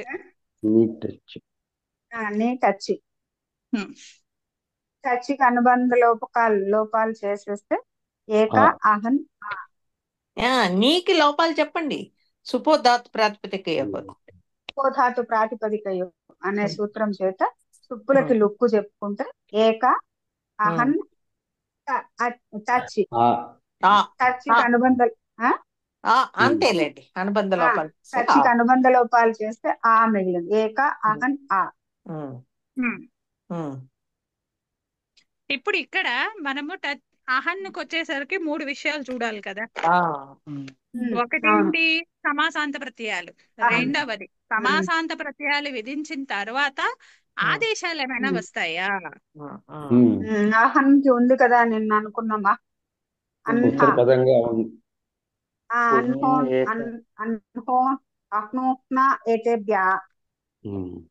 అహన్ రెండు శబ్దానికి కలిపేకు. అంటే నువ్వు ఆ నకారం ముందర పలకాలి అనుకుంటే రెండిటికి ముందర పలుకు. అంటే అహం, ఒకటే పద్ధతిలో అహమహ. పలుకు. నువ్వు ఒకటి ఆ. ఒకలా రెండోది ఒకలా పలికితే వినేవాళ్ళకి అసలు టోటల్ కన్ఫ్యూజన్ లో ఉంటుంది. లక్ష్మీ శ్వేత గారు ఇక్కడ ఇంకొకటి అండి. సారీ, చాలా రోజుల తర్వాత వస్తున్నాను, నాకు అన్ని డౌట్లే వస్తున్నాయి. చెప్పండి. టకోరేవా అన్నది ఉంది కదండి, ఆ టీ భాగానికి అవును. లోపం వచ్చేది. అది అది వస్తూ ఉండగానే దాన్ని బాధిస్తోంది ఇక్కడ. ఆహా ఆహా అంటే యాక్చువల్లీ అలా వాళ్ళు ఇచ్చారు కానీ అక్కడ అది దాని వరకు కూడా వెళ్లకుండానే ఒక ప్రక్రియ లాగా మనం ఫాలో అవుతాం. సమాసాంత ప్రత్యయం విధించిన తర్వాత సమాసాంత ప్రత్యయ విధి అయిన ప్రాప్తించిన తరువాత ఆదేశాలు ఉన్నాయా? ఆదేశాలు. ఓకే, ఆదేశాలు చూసుకున్నాక అప్పుడు యాజ్ అప్లికబుల్. ఒకవేళ మనకి అక్కడ టచ్ కి లోపం వచ్చే ప్రాప్తి ఉంటే అప్పుడు వస్తుంది, లేకపోతే లేదు. Okay okay. ఆర్డర్ లోనే ఆదేశాలు చూసుకోవాలి ఫస్ట్ లోనే. ఆదేశాలు చూసుకుంటే చూసుకోవాలి. సూత్రం అంతే. ఓకే. ఎప్పుడు అలాంటి చూసుకోవాలి అవతల ఆదేశాలు? సూత్రానికి వెళ్ళక్కర్లేదు. సమానాంత ప్రత్యయము విధించినప్పుడు మాత్రమే ఆదేశాలు చూసుకోవాలి. ఇది బాగా గుర్తుపెట్టుకోవాలి.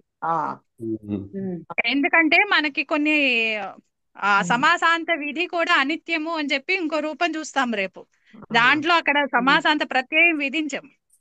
అప్పుడు కామ్గా ప్రత్యయం విధించకపోతే ఆదేశాలు చూసుకోకూడదు. టచ్ వచ్చినప్పుడే ఆదేశాలు చూసుకోవాలి. టచ్ లేకపోతే ఆదేశాలు చూసుకోవడానికి లేదు. సో ఇప్పుడు మనకి ఇక్కడ టచ్ ఉంది కాబట్టి ఇక్కడ ఆదేశాలు చూసుకోవాలి. ఆదేశాలకి నిమిత్తం ఏంటి? అహన్నే కదా ఉత్తర పదం అయి ఉంటారు అహన్ను. ఇంకా మనకి పూర్వ పదాలు బోర్డు ఉన్నాయిగా. పూర్వపదంలో ఈ సూత్రం చేత సంఖ్య ఏమైనా సర్వైదేశ సంఖ్యాత పుణ్యాచ. అంటే ఇప్పుడు అన్హో అన్హ ఏతేభ్య సూత్రంలో ఏతేభ్య అనేది పూర్వ సూత్రాలు. సర్వైక దేశ సంఖ్యాత పుణ్యాత్ అనేటటువంటి ఇది, అలాగే సంఖ్యావ్యయాదేహే అనేటటువంటివి, ఆ రెండిటివి కలిపితే ఏతేభ్య. కాబట్టి సంఖ్య పూర్వ పదంలో ఉన్నప్పుడు అహన్నుకి టచ్ అనే సమాసాంత ప్రత్యయం విధించిన తరువాత అన్హ అనే ఆదేశము ప్రాప్తిస్తూ ఉండగా. మళ్ళీ ఇక్కడ ఏమైనా ఉందా? ఏక శబ్దం ఉంది కదా.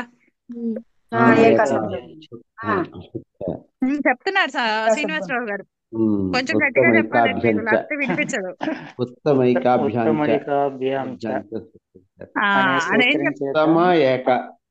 అహంకి పూర్వము పుణ్య ఏక అనే పదాలు శబ్దాలు ఉన్నప్పుడు అహం స్థానంలో అహ్న ఆదేశం రాదు, నిషేధించబడింది. ఓకే. సో ఇప్పుడు ఇంకెలా ఉండిపోతుంది అప్పుడు? అహన్ కిందే ఉండిపోతుంది. అహన్ లాగానే ఉంది. అహన్ కింద.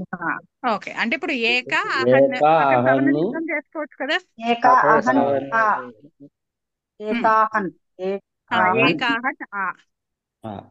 ఇప్పుడు ఏం జరుగుతోంది? ఇప్పుడు అన్నంతము అల్లోకోనః నకారం లోపమా అకారం లోపం అండి. అల్లోపోనహ ఏం చెప్తుందంటే భసంజ్ఞ ఉన్నటువంటి, ముందర భసంజ్ఞ ఇచ్చుకోవాలి. ఇక్కడ భసంజ్ఞ ఉన్నటువంటి అన్నంత అంగము యొక్క అకారానికి లోపం. అకారానికి లోపం అంటే అహన్నలో ఉన్న అన్నంతం ఏంటి? అన్ను కదా.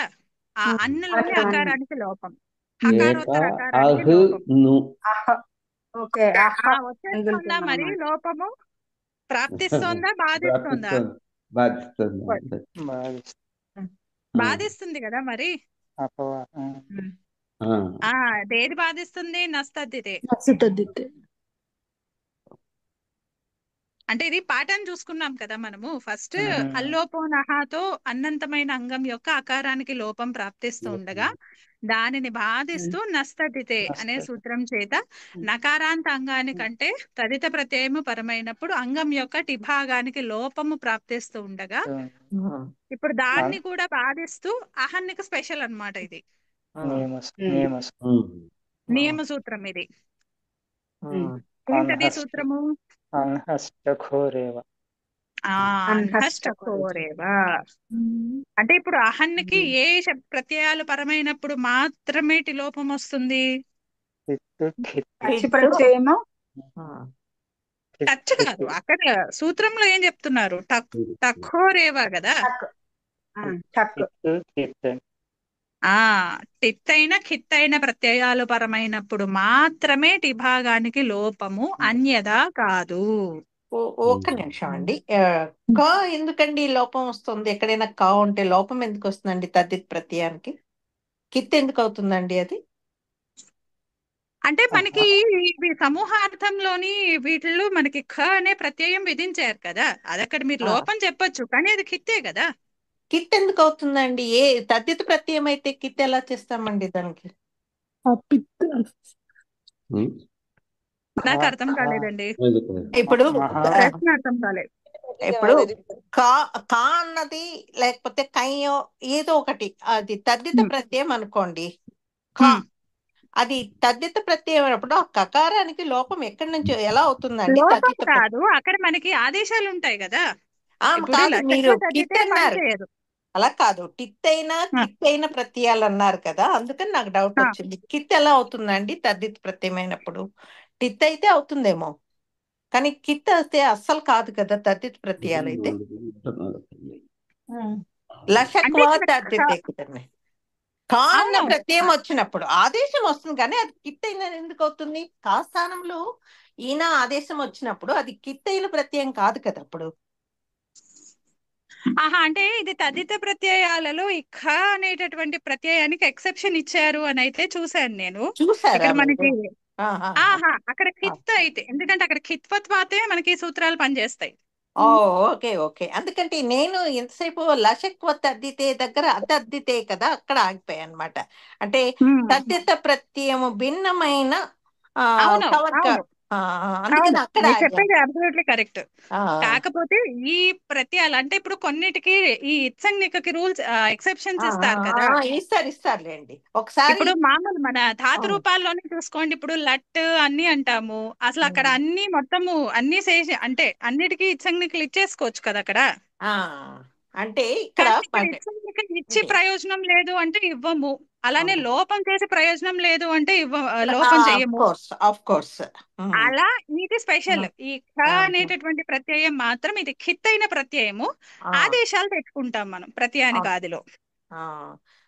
అంటే కిత్ అయింది అనేది ఇంకా నేను ఎక్కడైనా చూడాలండి ఇంకా, ఎందుకంటే ఇక్కడ మీకు సూత్రంలో ఇవ్వచ్చు ఈ ఖిత్ అయిన ప్రత్యయము ఉన్నప్పుడు. ఇది ఒకసారి చూడండి. ఒక్క నిమిషం అండి, ఒక్క నిమిషం చెప్పండి. ఎందుకంటే నాకు చాలా డౌట్లు వస్తున్నాయి, చాలా రోజుల తర్వాత వచ్చాను. అంటే ఇక్కడ టా అన్న ప్రత్యయము మళ్ళీ క అన్న తద్దిత ప్రత్యయము పరంగా ఉన్నప్పుడు టా ఔర్ కా ప్రత్యేకే పరే రహ్నే ఈ లోప్ పోతాయి అని వస్తుంది. అన్యత్ర నహి హోతా అని ఇచ్చారు.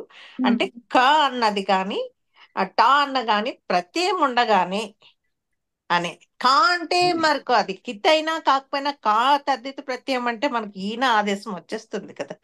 మనం we don't have to say ఇత్ సంజ్ఞ టు దట్. ఓకే, మీ దగ్గర ఠిత్ ఖిత్ అని చెప్పక్కర్లేదు అంటారు. అది నేను చెప్తున్నది. ఓకే, ఎందుకంటే బిగినర్స్ అండి మేము, అది తెలియదు నిజంగా. కిత్ అంటే ఇంతవరకు లషక్వ తద్దితే దగ్గరే ఆగిపోయాము, అందుకని నేను ఆగిపోయాను. ఐ డోంట్ నో, వీళ్ళందరూ ఇంకొక 15 రోజుల వ్యాఖ్యానాలలో చూసారులేండి.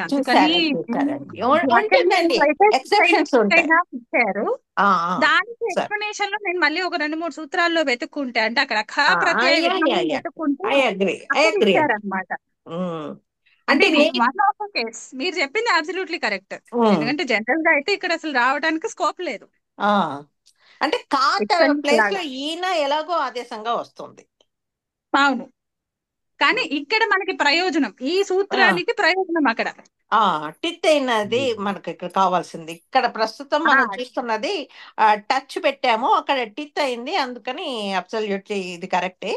కానీ కా వచ్చి ఇక్కడ గోవిందాచార్యులు గారి పుస్తకంలో ద్వే అహ్ని భూతో క్రతుహు అన్న అర్థంలోను ఇది ద్వి ఔ అహన్ ఔ తర్వాత ఏంటి ఆ ఆ, ఏ ప్రత్యయము కా ప్రత్యయం విధించారండి. ప్రత్యయం ఈయన కా ప్రత్యయం విధించారండి.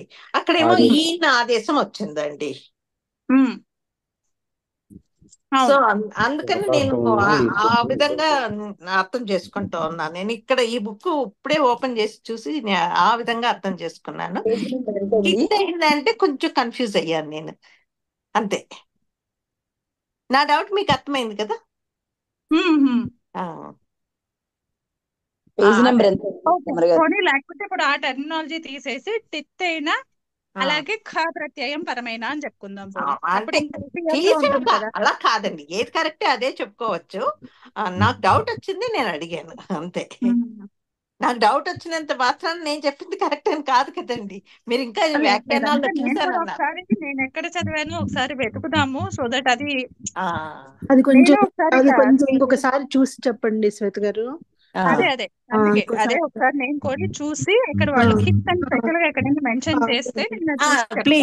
ప్లీజ్ ఎందుకంటే ఇంకా లశక్వత్ అద్దితే దగ్గర ఆగిపోయాం మేము. ఎందుకంటే నేను కూడా చూసాను కిత్ అయిందని, కానీ నాకు క్లారిటీ లేదు. నేను కూడా విన్నాను. చూద్దాం, మీరు చూసి చెప్పండి. చూస్తా అండి. అదండి కా అని మరి కా అన్న ప్రత్యయం అని చెప్పేసి ఇచ్చారు ఇక్కడ గోవిందాచార్యులు గారి పుస్తకంలోను. చూద్దామండి, అది నేను కూడా చూస్తానండి, నాకు టైం ఉంటే చూస్తాను. సారీ, చాలా రోజుల తర్వాత వచ్చి మిమ్మల్ని అందరినీ కూడా ఆపేశాను నేను. అయ్యో లేదండి. పేజ్ నెంబర్ ఎంత అండి రమణ గారు? 592 లో మొదలయ్యింది ఆ సూత్రము, 593.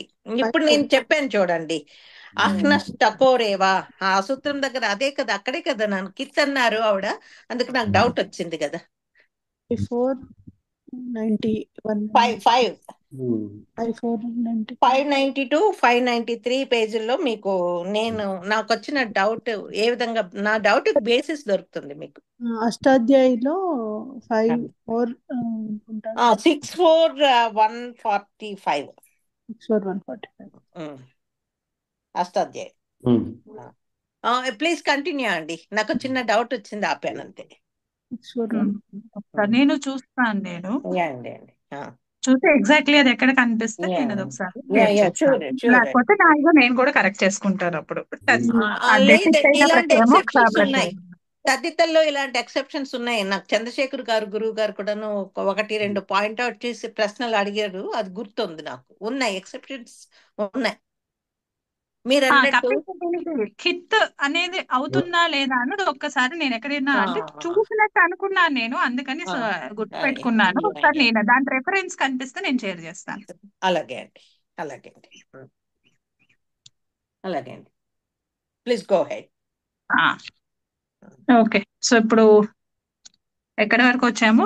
ఏకాహన్న ఆలో ఇప్పుడు అన్హష్టకోరేవ సూత్రం చేత అక్కడ మనకి తిభాగానికి లోపం.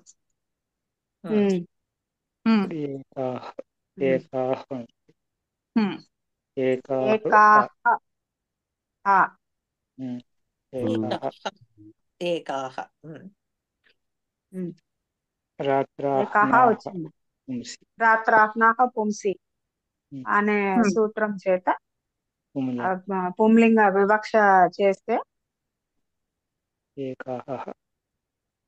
ఏకాహన ఏకాహ అన్నది రూపం వస్తుంది.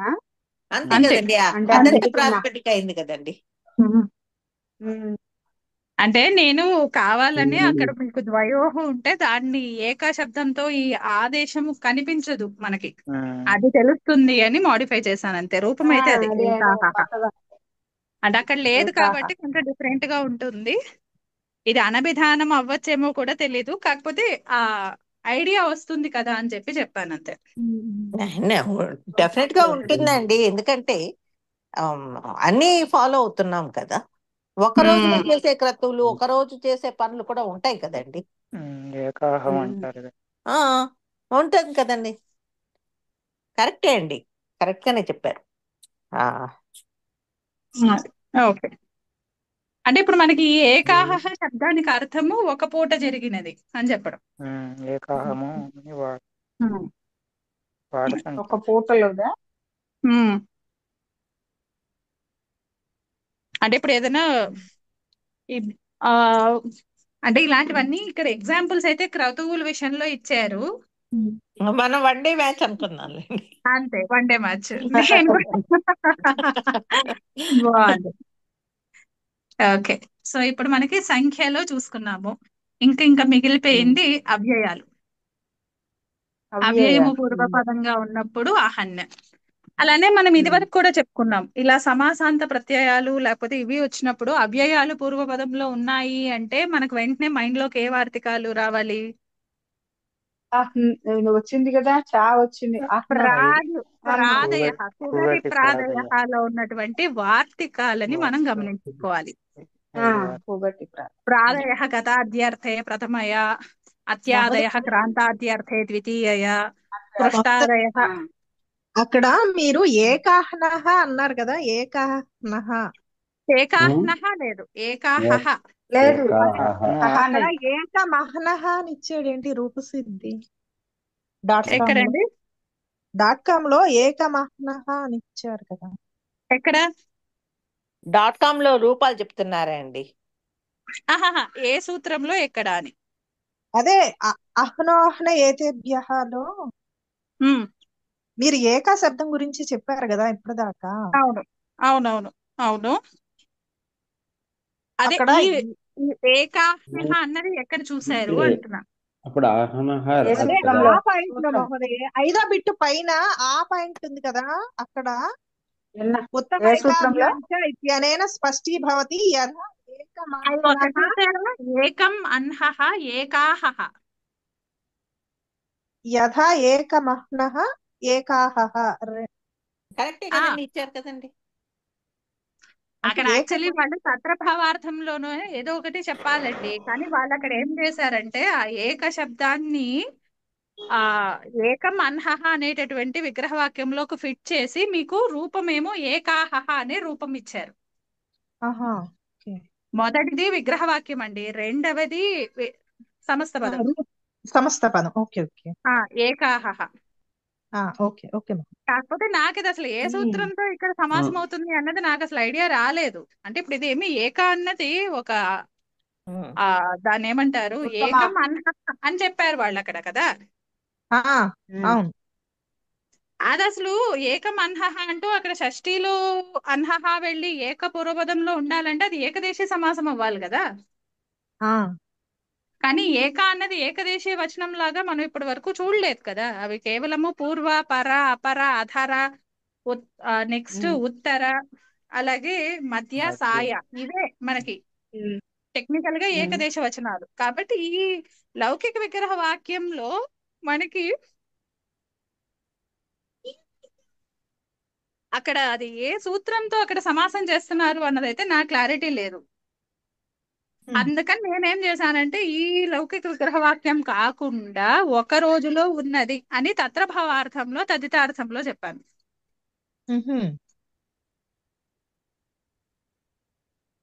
నేను చెప్పింది అర్థమైందా?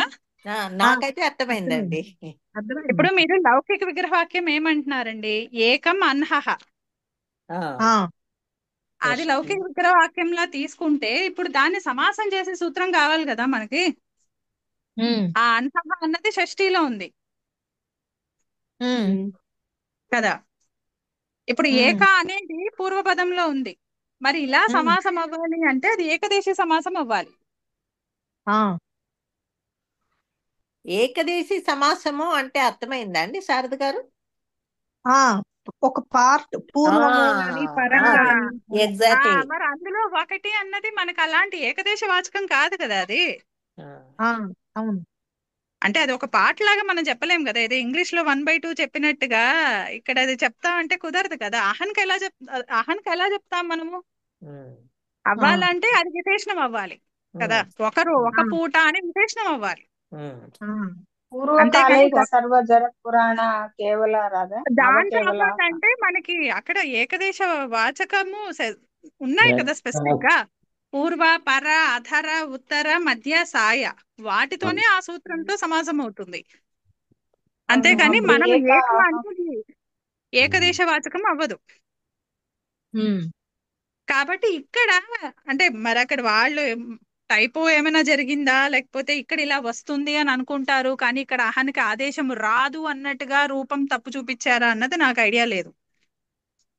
ఎందుకంటే దాని పైనది చూస్తే మీరు ద్వయోహ అన్హోహ భవః అనే అర్థంలో అక్కడ ద్వ్యహ్నః అనేటువంటి రూపం వచ్చింది. అందుకని ఒకవేళ అదే కాన్సెప్ట్ లో ఇక్కడ ఏకాలో అదే అర్థంలో చేసినప్పుడు ఏకాన్హః అనే రూపము అనిష్ట రూపం వస్తుంది ఈ ఆదేశాలు మిస్ అయితే. అదేమైనా చూపించాలనుకుంటున్నారా ఏంటి అలా ఆదేశాలు? కానీ ఇక్కడ ఆదేశాలు వస్తాయి కాబట్టి ఏకాహః అనేటటువంటి రూపం వస్తుంది. ఏక శబ్దానికి రాదని చెప్పారు కదా. ఏక శబ్దాత్ పరస్య ఏక శబ్దానికి అహనిత్యస్య రాదు, అహన ఇది ఆదేశः నా భవతి ఇతి. నా భవతి. ఆ. అక్కడ వాళ్ళు ఇచ్చిన ఆ లౌకిక విగ్రహవాక్యంకి అయితే నాకు సమాసం ఏ సూత్రంతో వస్తుందో కూడా ఐడియా లేదు. ఏకదేశ సమాసం అయితే కాదు అది డెఫినెట్. ఇది ఏ సూత్రంలో చూస్తున్నారండి ఈ రూపాలు అవి? 5-4-88 అండి. 5-4-80. ఓకే.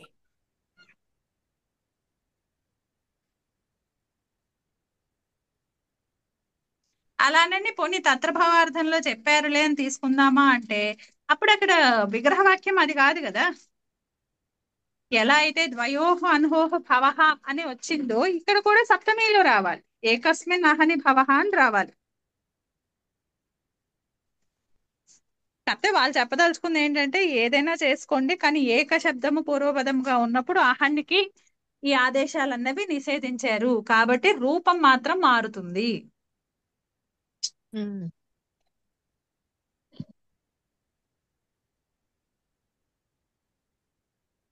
ఏ- 5-4-89 అండి?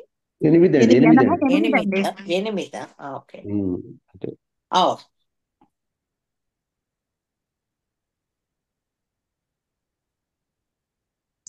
88 ప్రక్రియలో నాలుగవ ప్రక్రియ కంప్లీట్ అయిపోయాక ఆ అని సెకండ్ పాయింట్ ఉంది దాంట్లో. ద్వయోహ అహ్నోహ సమాహార. ఓకే. దాని తర్వాత ఏక శబ్దాత్ పరస్య అహన్ నిత్యస్య అన్హ ఇది ఆదేశः న భవతి ఇది ఉత్తమైకాభ్యాం చ ఇత్యాదేన స్పష్టం భవతి. యథా ఏకం అన్హః ఏకాహః అని ఇచ్చారు. అక్కడ ఏకం అన్హః అన్నది అక్కడ మరి దానికి సమాసం ఎలా చేయాలి అన్నది అయితే ఇప్పటి వరకు మనం చూసిన సూత్రాల్లో అయితే లేదు. అందుకని మోస్ట్లీ ఎక్కడైనా టైపో వచ్చిందేమో, వాళ్ళు ఈ తత్రభావాధికారం అని చెప్పడం మిస్ అయ్యారేమో అని అనిపించింది నాకు.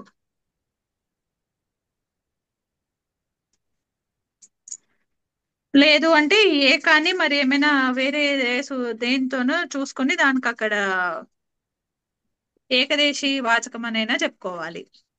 కాకపోతే మరి అది ఏకదేశీ వాచకం అని అయితే ఇప్పటి వరకు మనము చూడలేదు ఏక అన్నది. And it doesn't make sense కూడా. అందులో అర్థం పక్కగా ఉన్నప్పుడు ఒక పార్ట్ అని చెప్తే ఏం పార్ట్ అది? ఆ కాలవాచకానికి డెఫినేషన్ ఉండాలి కదా, పూర్వపాట లేకపోతే మధ్యాహ్నమా అపరాన ఏంటి అన్న తెలియాలి, ఉత్తరార్థమా. ఓకే. అవునండి, అవునండి. ఆ ఆదేశం రాకపోయినా ఇప్పుడు మనం ఇందాక చేసిన ప్రక్రియలో మనకు అన్నికి లోపం రావడం అది జరుగుతుంది కదా. టచ్ ప్రత్యయం విధించాము, అన్నికి మనకి లోపం రూపం రావడం. ఏకాహనే వస్తుంది, ఆ రూపం అవునండి, ఏకాహ కరెక్ట్. కాకపోతే ఈ లౌకిక విగ్రహ వాక్యానికి అసలు సమాసం ఎలా చేయాలి అన్నది అయితే ఐడియా లేదు. ఈ ఏకం అన్హః అని చెప్తే అక్కడ మనకి సమాసం అవ్వాలి అంటే ఇప్పుడు మన సూత్రాలలో చూడాలి కదా. ఇప్పుడు లేదు దాన్ని షష్ఠిలో చెప్పకూడదు. మరి ఇప్పుడు ఏక శబ్దము ఉన్నప్పుడు ఈ అంటే పూర్వకాలే ఇలా ఇచ్చారు కదండి, ఏకదేశీ సమాసాన్ని ఇచ్చేసారు. పూర్వపరాతర ఇచ్చారా? మరి అక్కడే అక్కడ ఏకదేశ ప్రక్రియలోనే చెప్పారు వాళ్ళు అలాగా. 2-2-1 సూత్రం చేత సమాసం అని చెప్పారు. ఎక్కడ ఆ, ఆ, మీరు ఇందాక చెప్పారు ఉత్తమైక ఉత్తమైకాభ్య ఉత్తమైకాభ్యాం అన్న అక్కడ చూడండి సూత్రంలో ఇచ్చారండి. కానీ ఇక్కడ కూడా రూపసిద్ధి చేస్తే ఏకాహ అనే వచ్చింది. ఏకహానే వచ్చింది. ఆ రూపసిద్ధి అలా ఇచ్చారండి. ఒక్కసారి చూడండి 5-4-90 సూత్రం ఇగో చూడండి. ఇక్కడ ఏకదేశీ సమాసము అని చెప్పడానికి మనకు ఆ అక్కడ ఏక శబ్దాన్ని ఏకదేశం లాగా ఎలా తీసుకుంటాము? ఆ, శబ్దాన్ని ఏకదేశీ కింద తీసుకోవడానికి లేదు. అదే అంటే మనం దానికి ఒక రూల్ అప్లై చేయాలి కదా. ఇప్పుడు ఈ సూత్రం చేత సమాసము అని చెప్పాలి అంటే అది ఏకదేశ ఉమ్. వాచకం అవ్వాలి కదా. మరి అవును. అంటే ఎందుకని అంటే ఇక్కడ అలా ఇచ్చేసారు అంతే. దాంతో సమాసం అని ఇచ్చేసారు. ఆ ఏకదేశీ సమాసం అని ఇచ్చేసారు అంతే. అవును, ఇప్పుడు మీరు అన్నాక నేను అది ఓపెన్ చేసి చూసాను. ఆ ఎందుకంటే నాకు ఆ విగ్రహ వాక్యం చూస్తే మాత్రం ఐడియా వచ్చింది. ఆ అక్కడ ఏకమన్హ అని చెప్పాలి అంటే ఏకదేశీ సమాసంలోనే కుదురుతుంది అది. ఆ కానీ మనం ఇప్పటి వరకు ఎప్పుడు ఏ వ్యాఖ్యానంలో కూడా ఏక అన్నది ఏకదేశీ వాచకం అని చూడలేదు మనం. చూడలేదు. ఉమ్. పూర్వ పర లేదు, ఎందుకంటే మనకి పూర్వ అపర అధర ఉత్తర కాకుండా మధ్యాహ్నాన్ని ప్రూవ్ చేయడానికే మళ్ళీ ఇంకోటేదో సూత్ర ప్రమాణాన్ని తీసుకుని అవునండి. జ్ఞాపకాత్ సిద్ధం అని చెప్పారు అక్కడ. అవునండి. రాయ మరి అలాంటప్పుడు ఇప్పుడు ఈ ఏకాకి మరి మనము ఎలా దాన్ని ఆ ఏకదేశీ వాచకం అని ఏకదేశ వాచకం అని ఎలా తీసుకుంటాము? అంటే ఉమ్. దానికి కూడా మనం ప్రమాణం చూపించాలి కదా. చూపించాలి కదండి.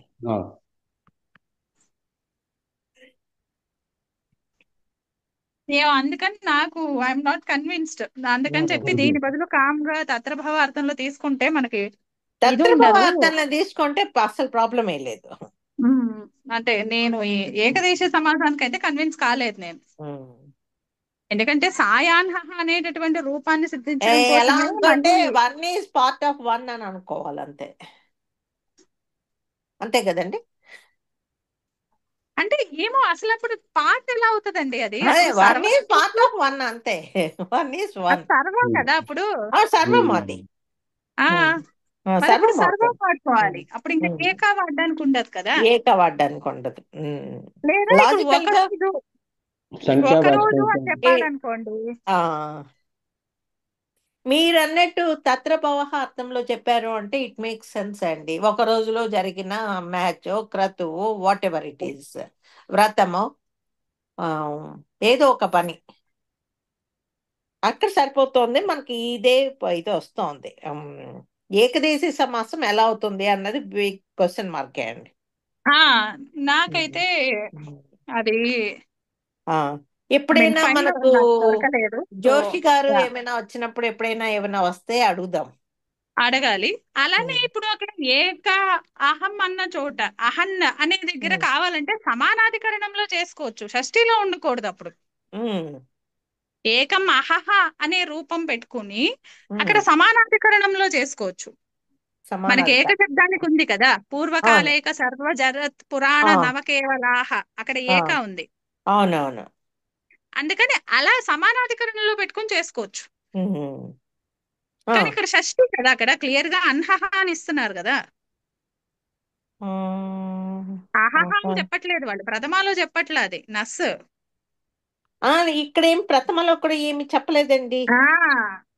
అదే అంటున్నా, ప్రథమలో చెప్పలేదు కాబట్టి నాకు ఐఎమ్ నాట్ కన్విన్స్డ్ విత్ అసలు ఏకదేశ ఏమీ సమాసం. చెప్పలేదండి. ఇక్కడ ప్రక్రియలో అసలు ఏమీ చెప్పలేదండి. ఏకాహాన్ని టచ్ అనేసారు అంతే, ఇంకేం చెప్పలేదు. అంటే విగ్రహవాక్యం కావాలంటే ఒక రోజు అని చెప్పే కాంటెక్స్ట్ లో ఈ ఏక అనేది మామూలుగా దిక్సంఖ్యే సంజ్ఞాయం అనే సూత్రంతో కేవలం సంజ్ఞార్థము అని చెప్పిన ఏక అనే శబ్దం మాత్రం మనం సమానాధికరణంలో వాడచ్చు, అపవాద సూత్రం ఉంది కాబట్టి.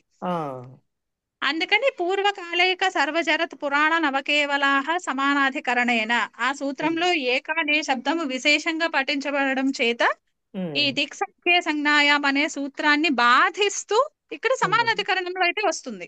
అండి ఏకం ఏకం అహహ అనేటటువంటి విగ్రహవాక్యం అక్కడ. కానీ ప్రథమాలో ఉండాలి, ఏకం ప్రథమ, అది ప్రథమాలో ఉండాలి.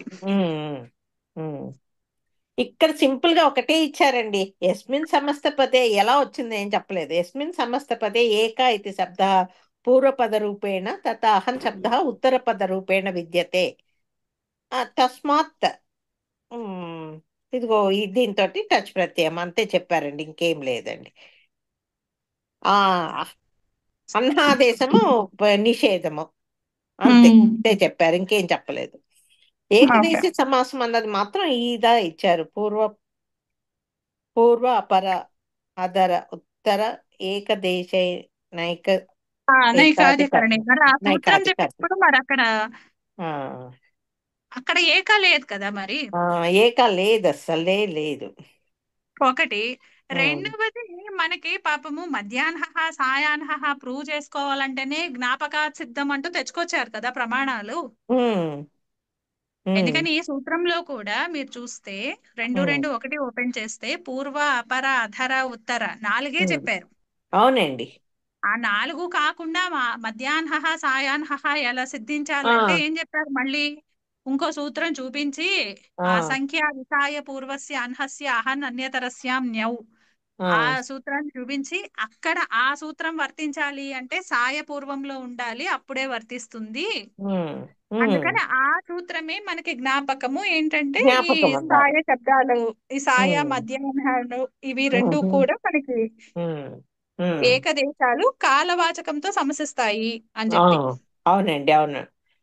మరి అక్కడ మరి పాపం అంత కష్టపడి వాళ్ళు చెప్పినప్పుడు మరి అక్కడ ఏకాదం కదా ముందు ఉంటే అక్కడే చెప్పేవాళ్ళు కదా కంపల్సరీగా. కదా కదా అంత వాళ్ళు రెఫర్ చేయాల్సిన అవసరం ఏమీ లేదు, ఆ సూత్రంలో వాడారు కాబట్టి అన్న ఏం రెఫర్ చెప్పక్కర్లేదు. చేసి ఉంటే ఖచ్చితంగా మళ్ళీ ఏకాతో ఇక్కడ మనకి స్పెషల్ గా సిద్ధాంత కౌముదిలో అయినా నోట్ ఉండేది, నోట్ ఉండేది. నిజమే. కంపల్సరీగా. ఎలా అయితే మధ్యరాత్ర ఈ మధ్యాహ్న సాయాహ్నకి ఎలా అయితే స్పెసిఫిక్ గా మళ్ళీ చెప్పారో, ఒకవేళ ఏకా శబ్దం కూడా ఏకదేశ వాచకము అయితే అక్కడ మనకు డెఫినెట్లీ కౌముదిలో ఉంటుంది, ఆ అవునండి, సూత్రంలోనే ఉంటుంది. అవునండి, అవునండి. దానికి డీవియేషన్ కదా మరి అక్కడ కూడా మరి ఎప్పుడు చూడలేదు మనం. లేదు. అందుకని ఏమో అంటే ఇప్పటి వరకు నాకున్న లిమిటెడ్ నాలెడ్జ్ కి ఐఎమ్ నాట్ కన్విన్స్డ్. అందుకని ఎందుకైనా మంచిది తత్రభావ అర్థం అయితే ఇట్ మేక్స్ టోటల్ సెన్స్ అని చెప్పి దాంట్లో చెప్పాను. అయ్యా అండి, తత్రభవ మేక్ సెన్స్. టైపో అయి లేదు ఉంటుంది. అలా కాదులేండి, కొన్ని మనం టైపో అని కూడా తీసి పారేయలేము, మనకు తెలిసిన ఏమో అంటే ఇంకేమైనా ఉన్నాయేమో తెలియదు. ఉండేమో మరి దాని గురించి ఎక్సెప్షన్స్ ఇంకొంచెం ఏం లేదు. ఇన్ఫర్మేషన్ మనకు తెలియాలి అండ్ మనకి తెలియాలి కదా. ప్రమాణం అయితే తెలియాలి కదా. అంటే వై ఇప్పుడు ఇస్ ఇట్ హ్యాపెనింగ్ అన్నది అయితే తెలియాలి. ఇఫ్ ఇట్ ఈస్ మనం హ్యాపెనింగ్ ఇందాకే చూడండి, కిత్ అన్న ప్రత్యయం తద్దిత ప్రత్యయం అయితే ఎలా కిత్ అవుతుందండి అని అడిగాను. ఇప్పుడు మనకు దానికి తెలిసిన కూడా నాలెడ్జ్ దానికి ఎక్సెప్షన్ ఉందని చెప్తున్నారు కదా, ఎక్సెప్షన్ చూసాను. ఉంది అన్నప్పుడు అది ప్రమాణం అయితే మనం చూపించాలి. ఇప్పుడు నాకు చూపించాలి ఎక్కడో అది. చోట ఇప్పుడు అది కనిపించాలి. ఒకవేళ కనిపించలేదు అంటే then I have to get back నా దగ్గర మళ్ళీ అది లేదండి ఇది ఖా అన్నది ప్రత్యయమే అని చెప్పాలి అప్పుడు. అంటే ఇప్పుడు ఇఫ్ ఇట్ ఈస్ హ్యాపెనింగ్ మనం ప్రమాణం చూపించాలి, if it is not happening మళ్ళీ ప్రమాణం చూపించాలి కదా. అంటే అన్ని లాజిక్ గానే వెళ్ళాలి కదా, అన్ని శాస్త్రపరంగానే వెళ్ళాలి. చూడండి, అందరూ కూడా చూడండి, ఎక్కడైనా ఎవరికైనా దీనికి ప్రమాణం కనిపిస్తే చెప్పండి ప్లీజ్, నోట్ చేయండి. ఏ సూత్రంలో అన్ని ఇంత ఎక్స్ప్లెయిన్ చేయలేకపోతే కనీసం ఏ సూత్రంలో ఉందో పెట్టారు అంటే అందరం చూసుకోవచ్చు. అదండి, బాగుందండి. ఈరోజు 5:40 కూడా టైం అయ్యింది. ఓకే, ఇంకా రేపు ఒకసారి అవ్యయాలతో రేపు చూద్దామండి. అప్పుడు మనకి అహన్న సూత్రాల వరకు ఒక సూత్రం కంప్లీట్ అవుతుంది అంతే. దాని తర్వాత మళ్ళీ రాజాహ సఖిభ్య టచ్ లో మళ్ళీ సఖి చూసుకుంటే అప్పుడు అది అలాగే ఆ టచ్ లో ఇంకొక విశేషం ఉంది అక్కడ, లింగ పరిభాష ప్రవర్తించదు అని. ఆ టాపిక్స్ రేపు చూసుకుంటే మనకి 2 సూత్రాలు మాత్రమే కంప్లీట్ అయినట్టు అవుతాయి. 2 సూత్రాలైనా కూడా చాలా నేర్చుకోవాలి, చాలా గుర్తు పెట్టుకోవాలండి ఇక్కడిని. అవును, అంటే సపోర్టింగ్ సూత్రాలు కొత్తవే అన్ని కూడా. అదే అందరికీ కూడానండి, ఏమనుకోకండి, నేను కొన్ని రోజులు మిస్ అయ్యాను కాబట్టి నాకు ఏమైనా డౌట్లు వస్తే క్లాస్ ఆపి మరి అడుగుతాను. మిమ్మల్ని కూడా అందరికీ అదే ఎంకరేజ్ చేస్తాను నేను, ఎక్కడైనా డౌట్ ఉంటే ఆపి అడగండి, ఏం పర్వాలేదు అని. And I'm standing example now. అందరినీ ఆపి మరి అడుగుతున్నాను, పాఠం ఆపి మరి డౌట్లు అడుగుతున్నాను. Feel free. అది సరే అండి, ఉందామండి ఈరోజు. శ్రీరామ జయ రామ జయ జయ రామ. ఒకసారి చూడండి, అప్పుడు దాన్ని బట్టి రేపు ఏమైనా డౌట్స్ ఉన్నా చూద్దాము. నేను కూడా ధన్యవాదాలు. ఇది జయ రామ చూస్తాను. జయ జయ రామ. ధన్యవాదాలు.